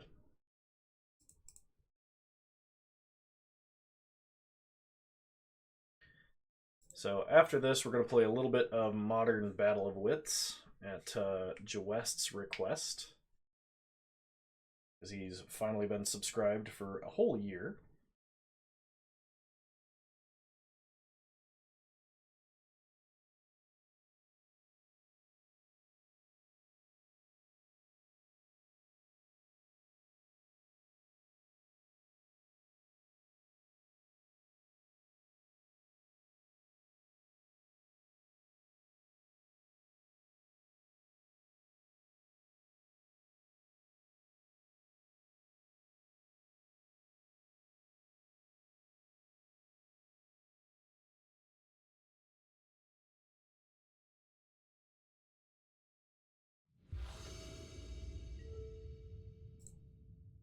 We'll play first.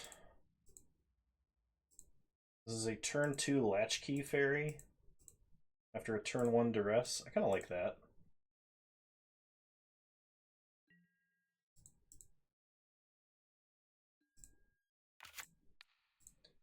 So start Duress. One has Isochron Scepter, Fog, Counterspell, Abrade, 1 land. Well, take Isochron Scepter. Pass the turn. Because that would have been very good if my opponent was able to put Isochron Scepter on any of those things. Opponent plays an island and obsessive searches immediately. We draw a Gust Skimmer, which we could technically play. But I think just ritualing out the fairy is better here.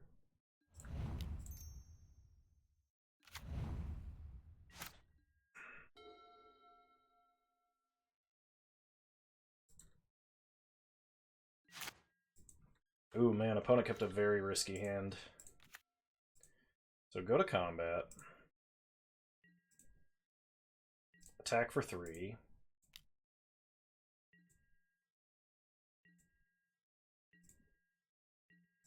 Play Gust Skimmer. Pass the turn.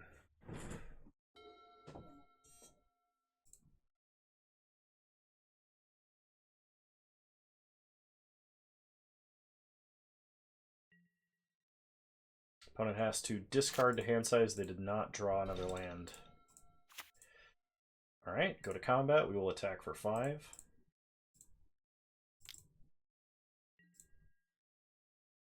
Hit our opponent down to 12. We will play out Horseshoe Crab.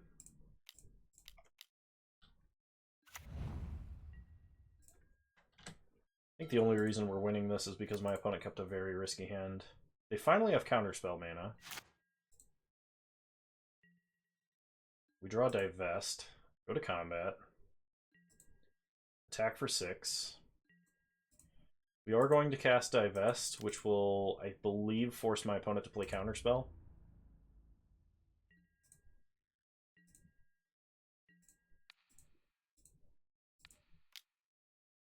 So divest my opponent.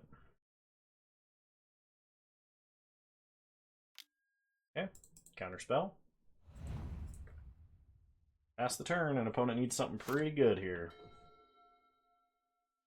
They need green mana for fog, I think, to stay alive. They did not get it, so we win the match, giving ourselves 100 play points from our 2 and 3 record. Alright, let's go fire up Battle of Wits. I think I do need to update the deck list slightly. Battle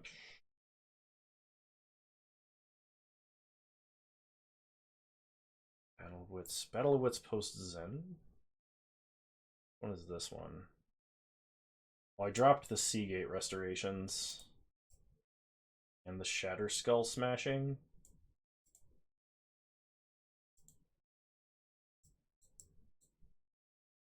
Is that all the cards that I'm missing? That is. Okay, were there any cards that I needed to add that I recently obtained? This list was basically creature list other than creature tokens because it played Luca.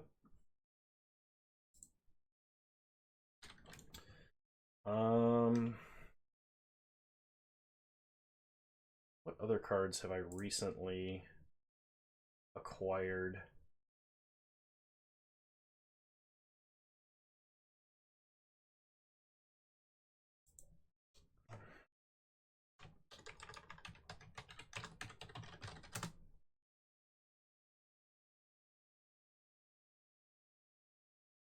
I got any good planeswalkers? I got Uros, but Uro doesn't fit in this deck. I should be playing 4 Luca, but I just don't have him. Probably be playing 4 Karn in this list as well.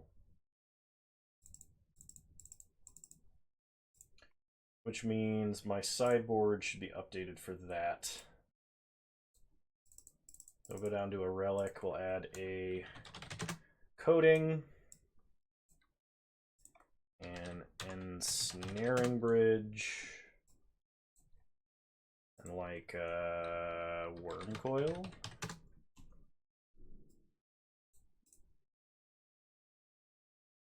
And yeah, let's try it. Let's do it. We'll play a Battle of Wits League in Modern in honor of Jawest having a 12-month subscription. Thank you, Jawest, for supporting the channel.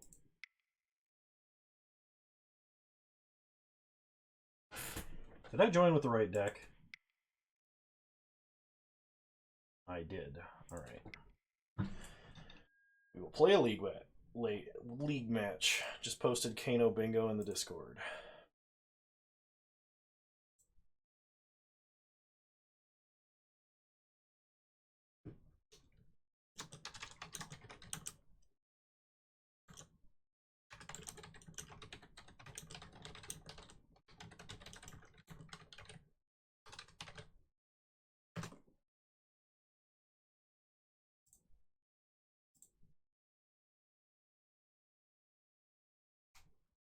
Kano bingo.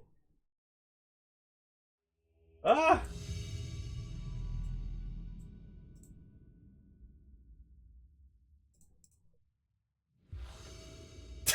Dies to bolt, laughs maniacally. This is great. Flunges. PTSD Kano. Oh, I love it.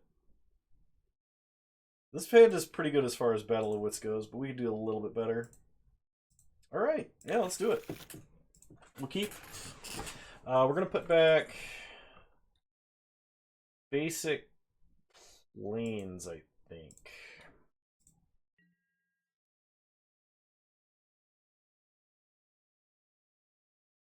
Oop, don't need that.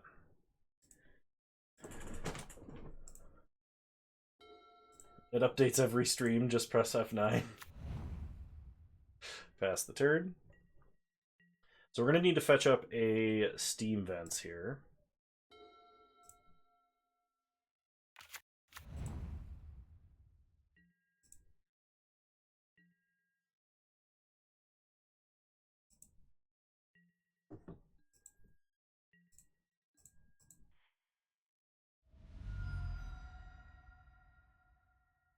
Or we can actually get a Triome, but I think I just want the Steam Vents. Probably should get a Triome, but oh well.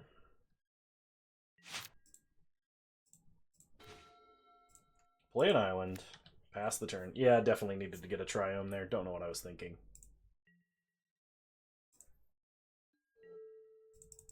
That's pretty great, Six Sigma.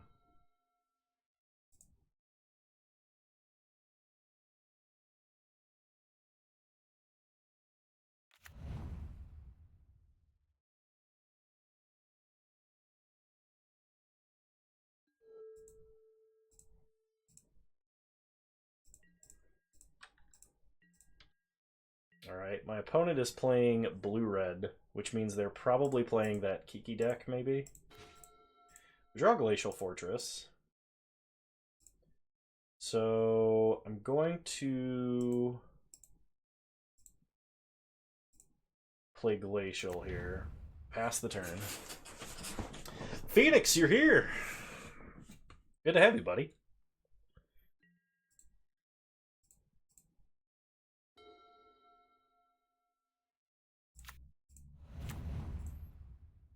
But plays a Cascade Bluffs. Deprive does go well with Sanctuary, but not when you have this many non-islands, i.e. more than 0. Okay, well, play Triome. Pass the turn.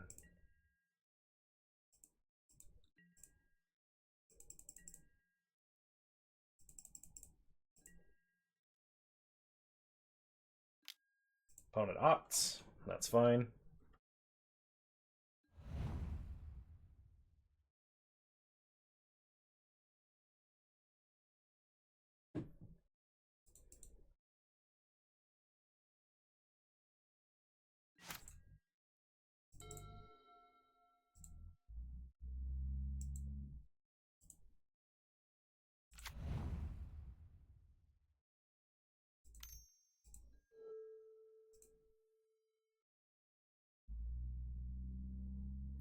I want to cast a Serum Visions.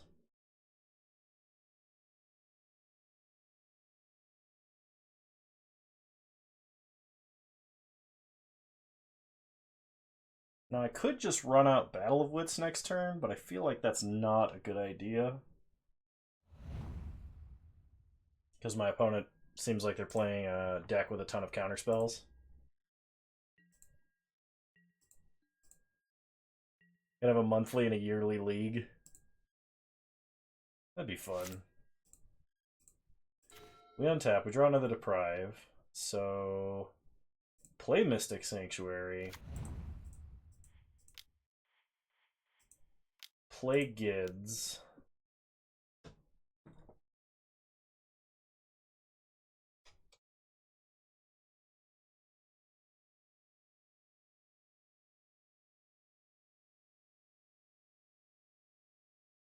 If my opponent's playing the Kiki Twin deck, they're going to let this resolve, let us uptick, and try and Deceiver Exarch us at their end step. At which point we can Deprive, they'll hold up mana and then try and do it again. And then we'll Deprive, because we can just put Deprive back on top of our deck and draw Deprive a bunch of times.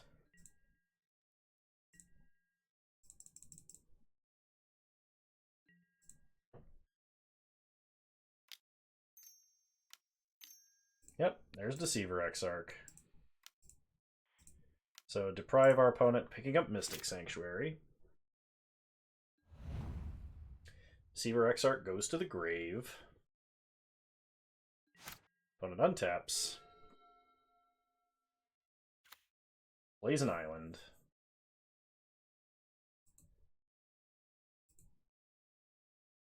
Don't you want to draw other things, though? Yeah, probably should.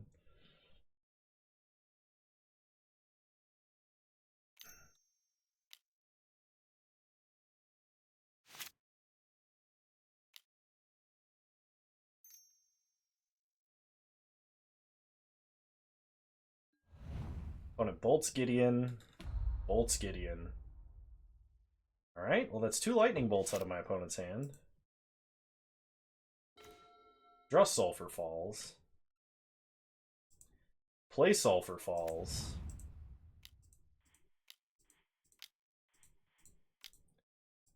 Cast Battle of Wits.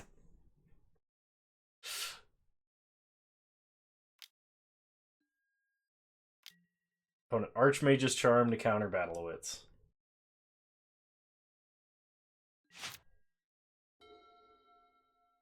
Slamming Wits and forcing them to have it seems legit. I know, right?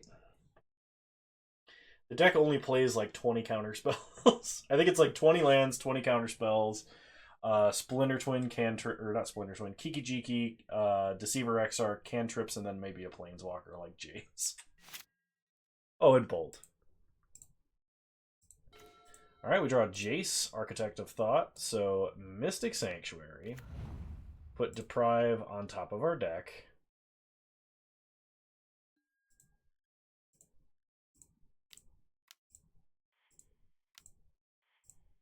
Play Jace.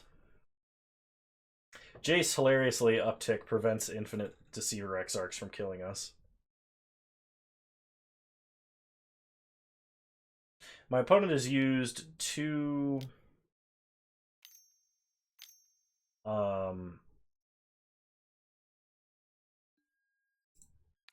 they counter. So we're going to counter Archmage's Charm, picking up Mystic Sanctuary.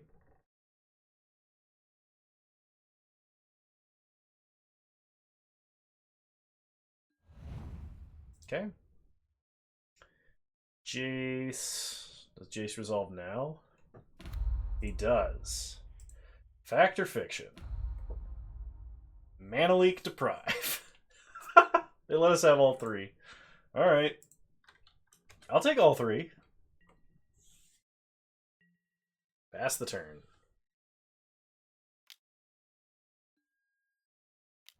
Opponent flashes in a Snapcaster Mage so they can kill Jace. That makes sense. It's kind of sad, though.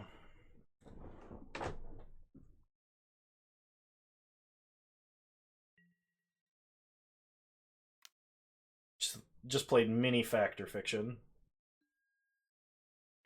Jace down.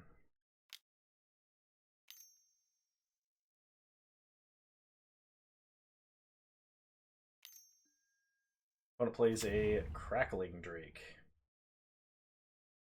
That is a problem.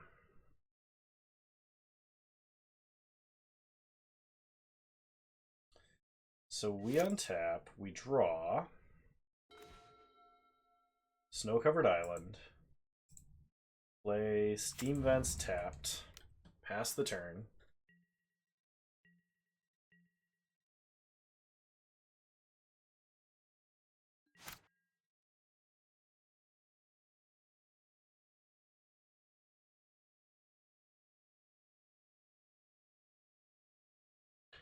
Okay.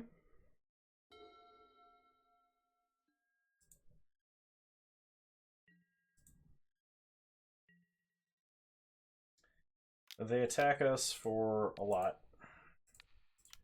So we are going to Searing Spear Snapcaster Mage. Problem is we don't currently have a way to deal with Cackling Drake at all. Crackling, not cackling. Take a third of our life and damage.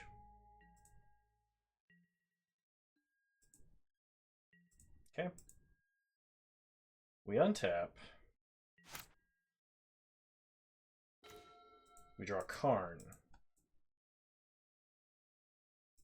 So play Snow-Covered Island.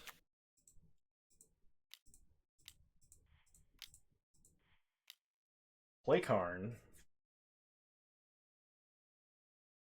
Which we can protect from one counterspell. Opponent remands Karn.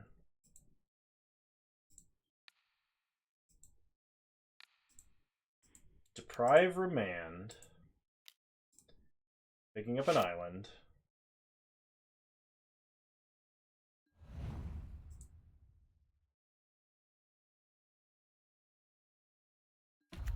Karn resolves. Down tick. Problem is, we are dead in 2 draws, and none of the things I could wish for right now do anything to a Crackling Drake. I guess Ensnaring Bridge can slow it down. So we'll take Ensnaring Bridge, pass the turn.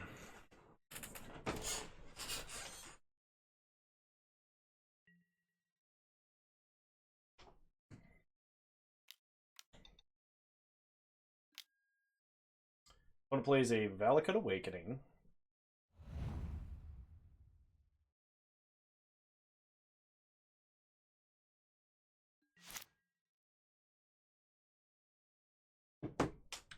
Okay. Opponent untaps.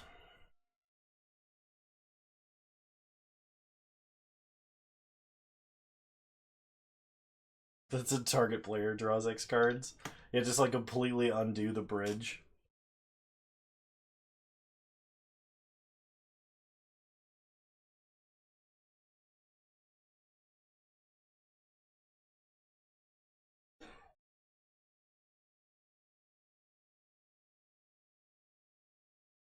If they don't attack and kill Karn, we can wish for Liquimetal Coating and start blowing up their lands. They still attack us because they play Lightning Bolts.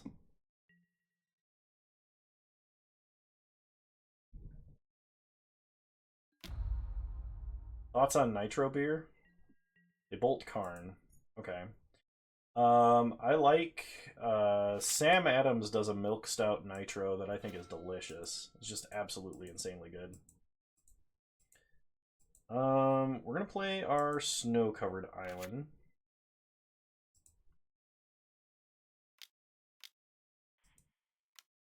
Play Bridge. Alright, it worked. Pass the turn. Problem is, Luca is only good as a polymorph effect. And not even because we have Bridge.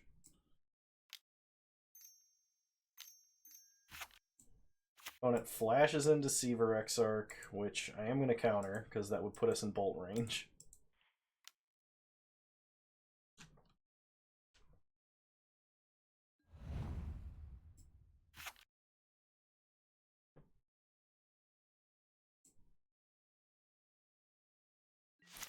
Puts you in loss range. True. Opponent plays an island. I'd like to draw Timely Reinforcements.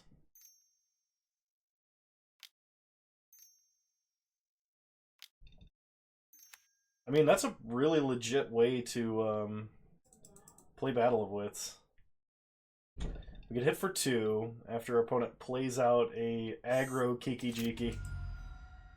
And they have 1 bolt left in their deck, so there's a good chance we lose.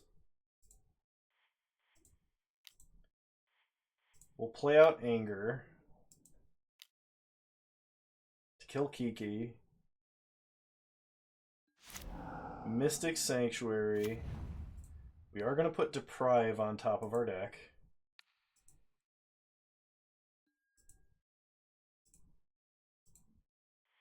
Then we play out Luca.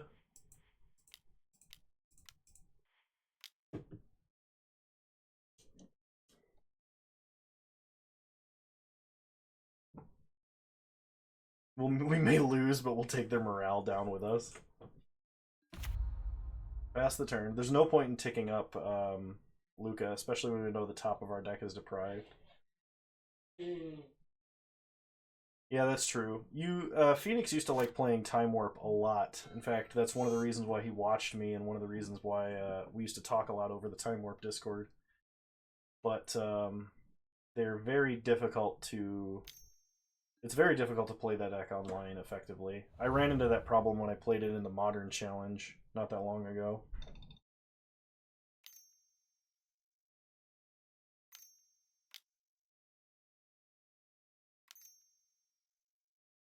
Five mana. Opponent has another Kiki.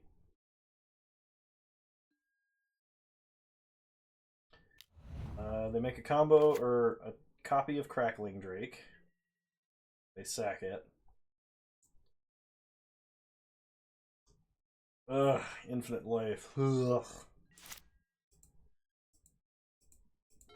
We draw Deprive.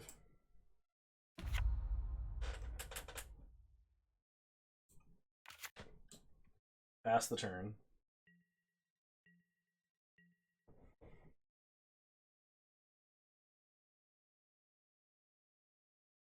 Yeah, that's why if you play turns online, you have to set it up in such a way that you actually have a fast win condition. Which tends to be Jace Ultimate or Awakening and Inkmoth Nexus or something like that. Yeah, the infinite life part of it is a nightmare, because in paper it wins 9 out of 10 matchups, but online it's not a legitimate win con.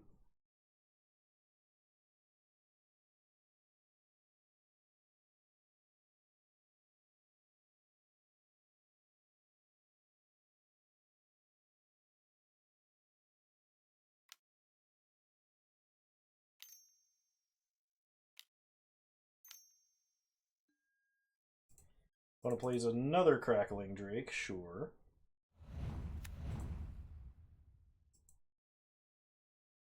Yeah, because you just like, you infinite do single scries with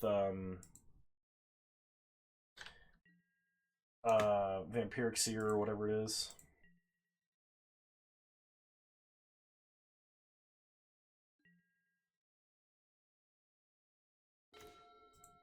Draw Jace. I do like Jace. Even if he does compete a little bit with Ensnaring Bridge.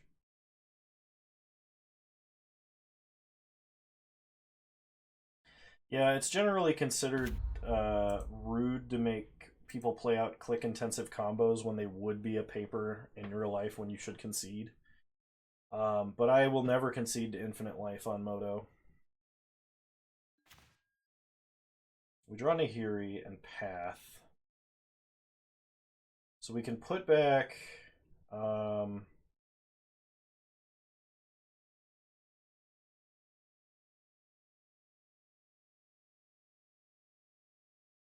do I want to do here?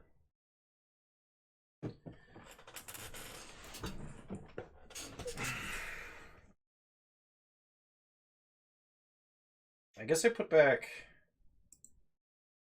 Path, Mountain, play out Nahiri and tick her up.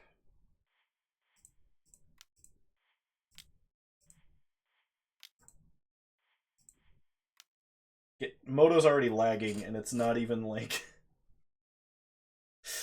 we're not even to game 2.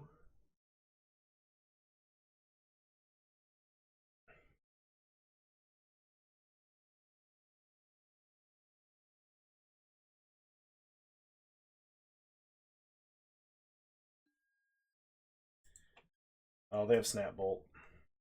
Okay, that makes sense. I'll concede. Yeah, but then you... like... you're implying several things, one of which is Moto is a good good piece of software. Or that they pay their programmers anything.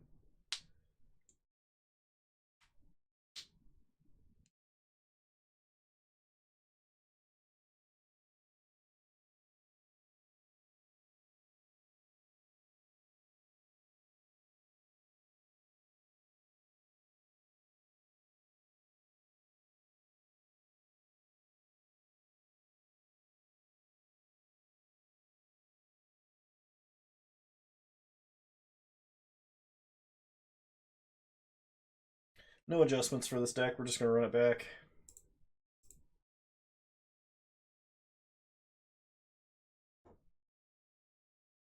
And I mean, Arena is even worse at promoting fair play than Moto is. But it also has like less broken combos in general. But like, remember all the problems that they had with Wilderness Reclamation? Like, nobody knew how to actually take advantage of that card on Arena because of the way that they programmed it. This is actually a really good hand. I'm gonna keep this.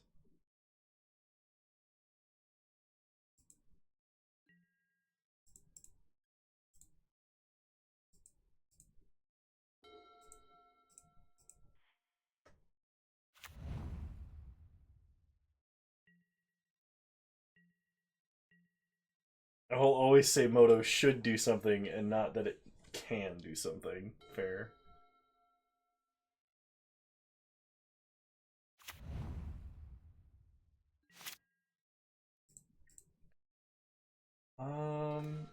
Watery Grave here is good. Because we can play out Search for Iskanta.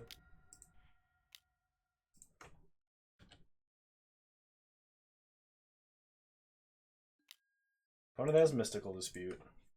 Sad face.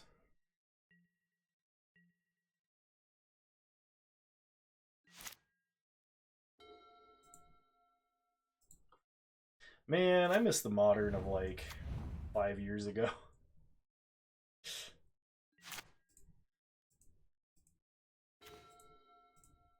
Alright, play out the Triome. Pass the turn.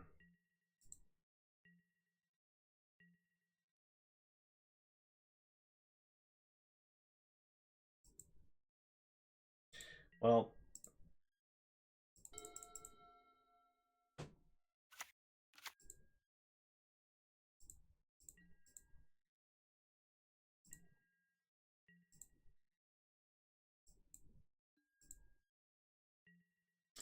alright, we opt.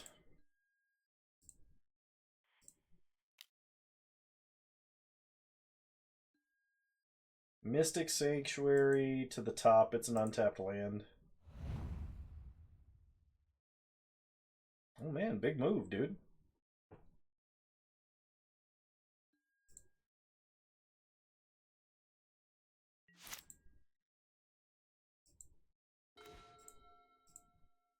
Play Mystic Sanctuary.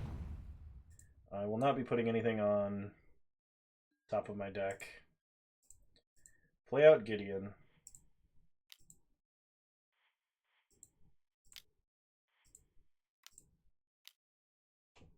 Because we have the ability now, at this point, to just start playing out tons of threats.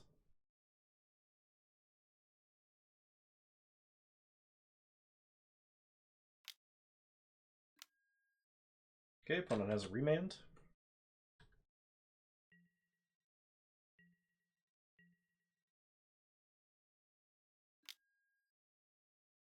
I'm really disliking nowadays how anti-consumer monetization schemes are.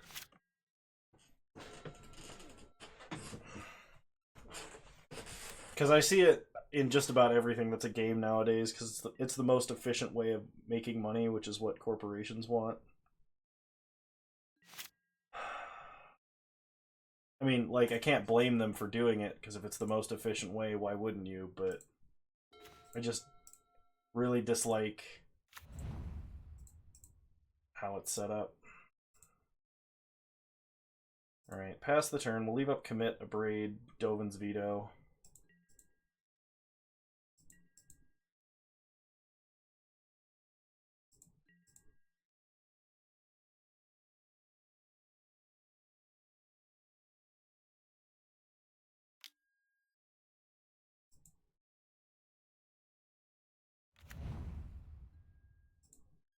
Opponent Snapcaster Mage for Opt.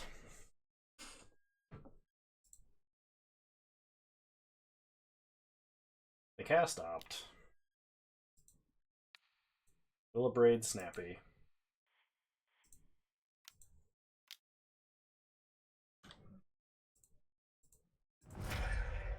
Problem that I'm having right now, and I'm kind of regretting opening up a league with Battle of Wits, is the fact that I'm a minute ahead of my clock from my opponent, and I'm just playing the game. Like, I'm not doing anything special. I'm just playing the game, and I'm leaking more memory than my opponent is.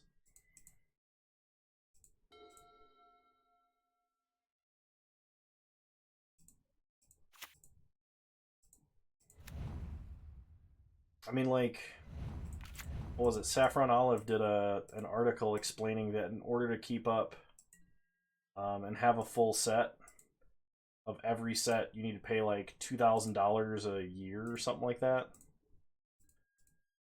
Which I'm sure is possible for some people, but I can't justify it. I can justify it on something like Moto because I can sell out for about 70% of what I paid for everything at any point, which is not something you can say for most hobbies.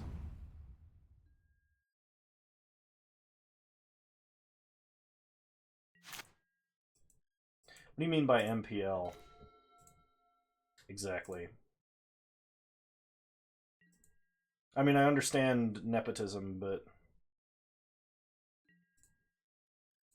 Moto, technically to go infinite, your win rate has to be above pro level.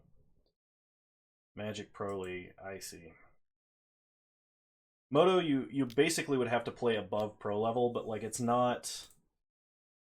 if you have a deck that counters the meta really well, or you understand a format better than a lot of the people playing it, like it's possible with Vintage Cube and stuff like that, when they have a bunch of new people playing, it's really actually not that hard to go infinite.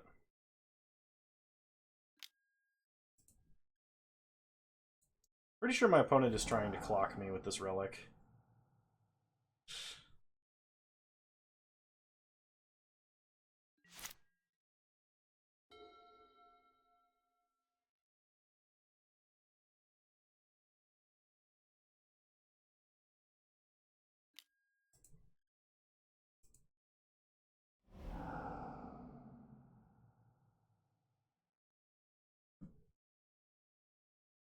Well, it's almost like, I mean, if you want to think about the old, like, Pro Tours and stuff, the way that you got to them was being good. The way that you get into stuff like this now is by being popular and bringing people to the hobby, because that's what they care about, is growth. And like before, when Magic was just a hobby for, quote-unquote, the nerds, like,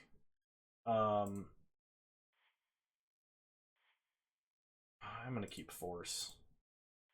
Like, you know, we cared about people being good at the game and having fun, and it was interesting to see what the pros could come up with, because the average Magic player would not dig deep and build a competitive yet interesting deck. Which is fine, because, you know, whatever, but nowadays, it's about how popular you are. Because how popular you are dictates, you know, how many people they bring to a hobby. Just look at, like, the recent Pokemon card craze. Because, like, 3 or 4 big YouTubers were like, oh my gosh, Pokemon cards, do you remember this? And even though you're locked in your house right now because of real world situation, like, you can still do this. And then everybody got super nostalgic and made it super popular.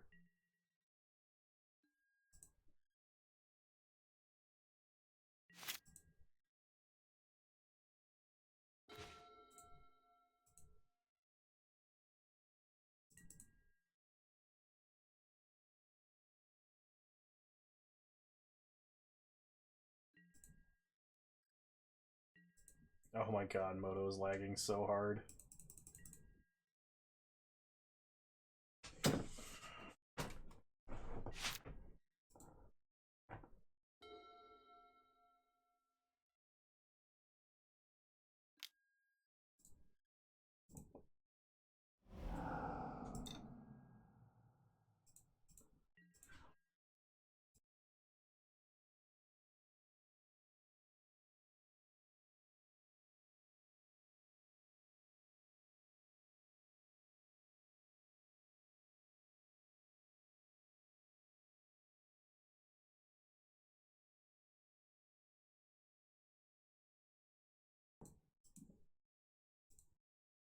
Only I can draw 3 of the same card in a Battle of Wits deck. Unfortunately, I'm just going to play out Battle of Wits and lose. But you know what? Let's do it.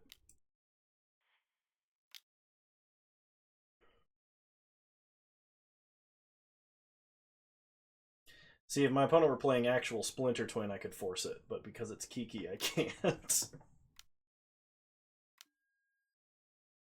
Opponent has Cryptic, okay.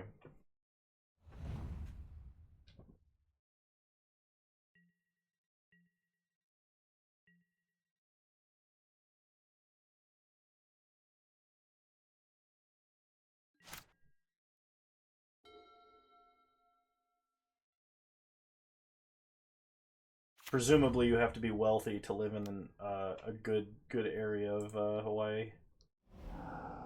Wow, called it.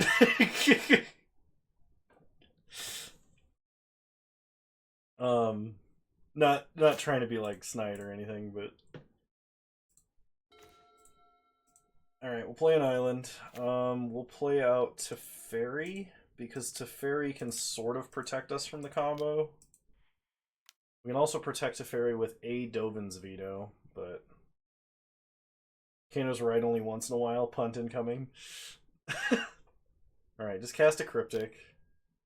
Not a Remand. Alright, we're gonna veto the Remand and lose. Look at how great this program is. And, like, even if I win this game, then I have to win the next game in 8 minutes.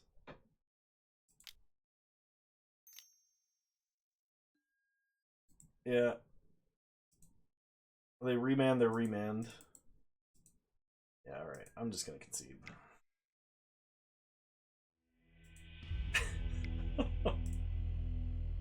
Well, hang on while I restart the old Moto.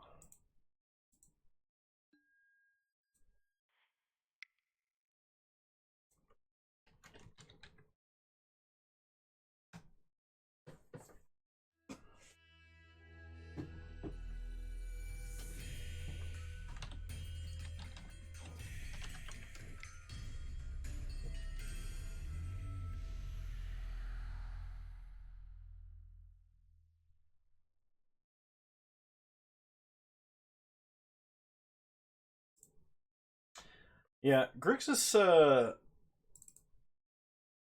Shadow is still technically a good deck. Like, it's still a legitimate player. Phoenix wasn't here for Big No either. Big No is Kano that only plays punts. Comes from a misspelling of bingo that made Kano laugh. There's actually a the stream VOD is labeled Big No stream on YouTube.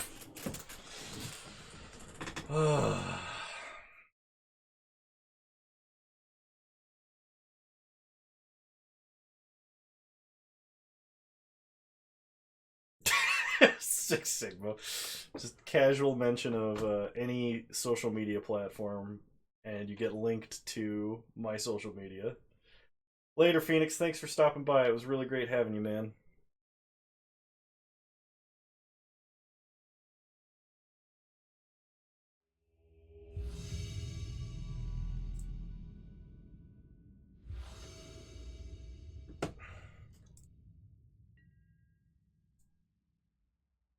Alright.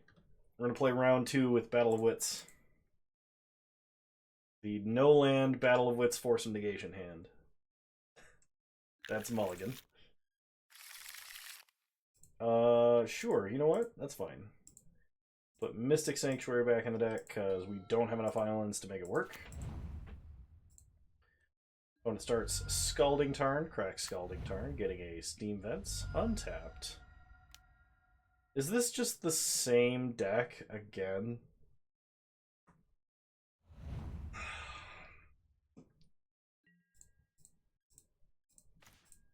Oh, we drew Narset.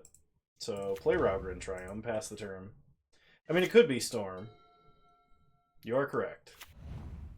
Flooded Strand. Storm does not usually play fetch lands, though. Not recently. Breeding Pool. We are not so lucky. It is probably some Uro Omnath variant. It is! Yeah, we are playing Battle of Wits in Modern League, but we are probably going to lose horrendously, and I'm not going to have enough time to play out the whole league. Play Colonnade, Thought Scour ourselves. We mill Luca and Fabled Passage. Right. Well, we can run out Narset next turn.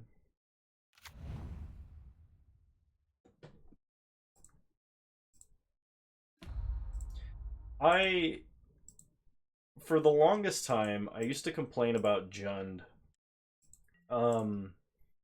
Because Jund is a deck that I always felt was just kind of a good stuff deck. Like, to me, the deck was like, let's pick 3 colors and play the best cards in those colors. And it didn't seem like much more depth of thought than that. It just happened to, like, synergize, right? But playing against a deck like Uro Omnath pile makes me realize how incredibly wrong about Jund I was. Because Jund has an infinite amount of interesting interaction and was not a 5-color good stuff deck. We're going to down-tick Narset, which can get us a... I'll take Supreme Verdict. Pass the turn.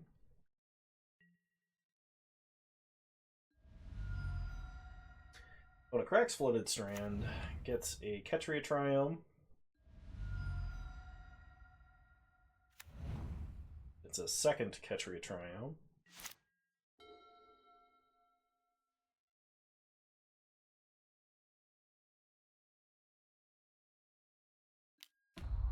Opponent bolts Narset. Upticks to pick up a land. I mean, like, even the fact that they can just guarantee a land drop every turn with Wrenn and 6 is pretty strong. Oh, this is even worse! This isn't just Uro Omnath. This is Uro Omnath Time Warp. We just got exhaustion. Can you believe this shit? Shock Steam Vents. Bolt Wrenn and 6. Pass the turn. Ugh. That's tilting. I hate that my opponent's deck is a deck. And I hate it because it's better than the dedicated Time Warp deck. All it does is play like 1 or 2 Time Warps, by the way. Because it just ults Wrenn and 6 and retraces them until it wins. Well, look at that! Exhaustion on top of the deck. Wow, I wonder what's happening this turn. Is it a Serum Visions into an Exhaustion? Oh, it's a Cycle Sandbar, because that's what they picked up with Wrenn and 6. Oh my god, I hate my life. You wanted to see PTSD Kano. PTSD Kano bingo. He's on tilt right now. Look at how fun this is.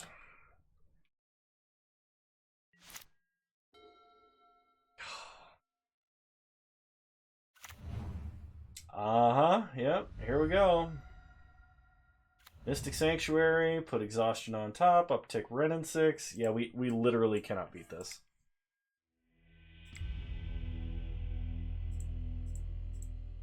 Don't compare me to Pleasant Kenobi.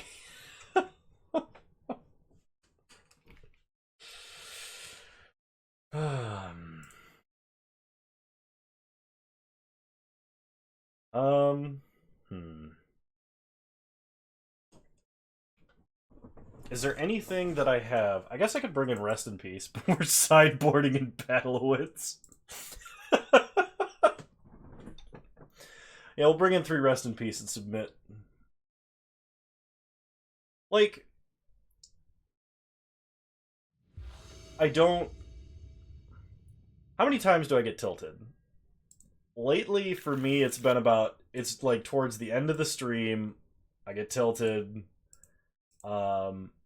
It's actually happened pretty consistently towards the end of the stream lately, but I also feel like I've run into a bunch of really dumb stuff. It's stuff that, like, probably should be expected, because that's how Modern format is right now, but, like... I don't know. I also feel like he kind of blows it up or goes way overboard with it. I know what deck trashes Uro. It's Smallpox, and it's awesome. We're gonna play Steam Vents tapped.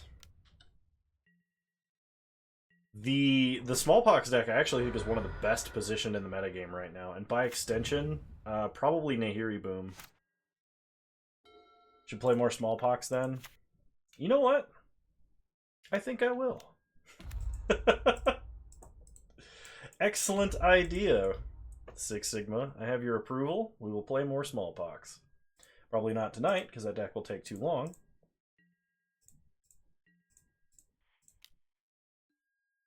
Chain to the Rocks to the bottom. Get to Fairy, Master of Time. Play Prairie Stream tapped. Pass the turn.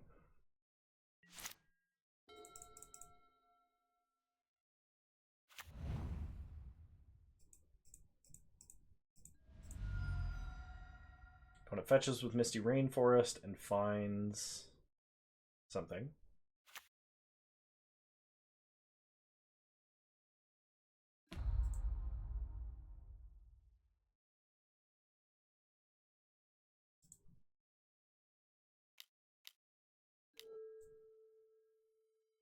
They play an Uro. Okay. Oh, you know what's funny is if we land to Fairy Master of Time, we've kind of countered their infinite time warp strategy because we could just tick up to Fairy on each of their turns.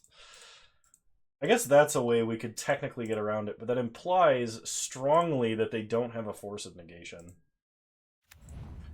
I think what I'm going to do to start, though, is we're going to get a Hollowed Fountain, untapped.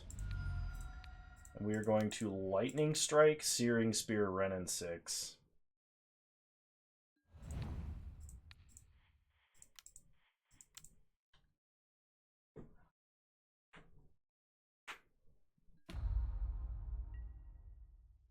Pass the turn. We probably should be running Magmatic Sinkhole in this deck. And just like that, I've recovered from tilting. Thank you, Six Sigma. Opponent fetches with Misty Rainforest. They play another one. Probably have an exhaustion here, and that would be pretty brutal. Okay, it's another Renin 6. As long as they don't have exhaustion right now, which it looks like they does. They do. They does? They do.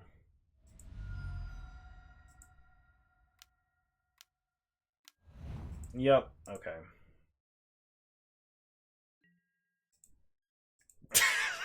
What is...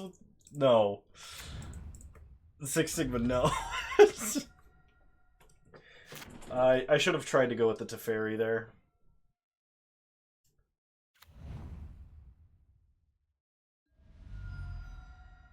Yeah, Teferi was definitely the plan.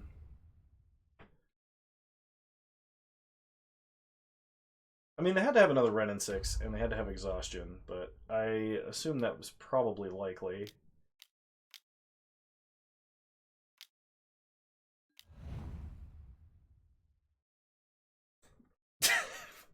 If you are here watching Tickle Giggle with Tickles live and would like to watch all of us tickle him every day daily content, let's tickle him together. What? What is happening in that sentence? I read the first part of that sentence and I thought I had a stroke. If you are here watching Tickle Giggle with Tickles live and would like to watch all of us tickle him every day daily content, let's tickle him to...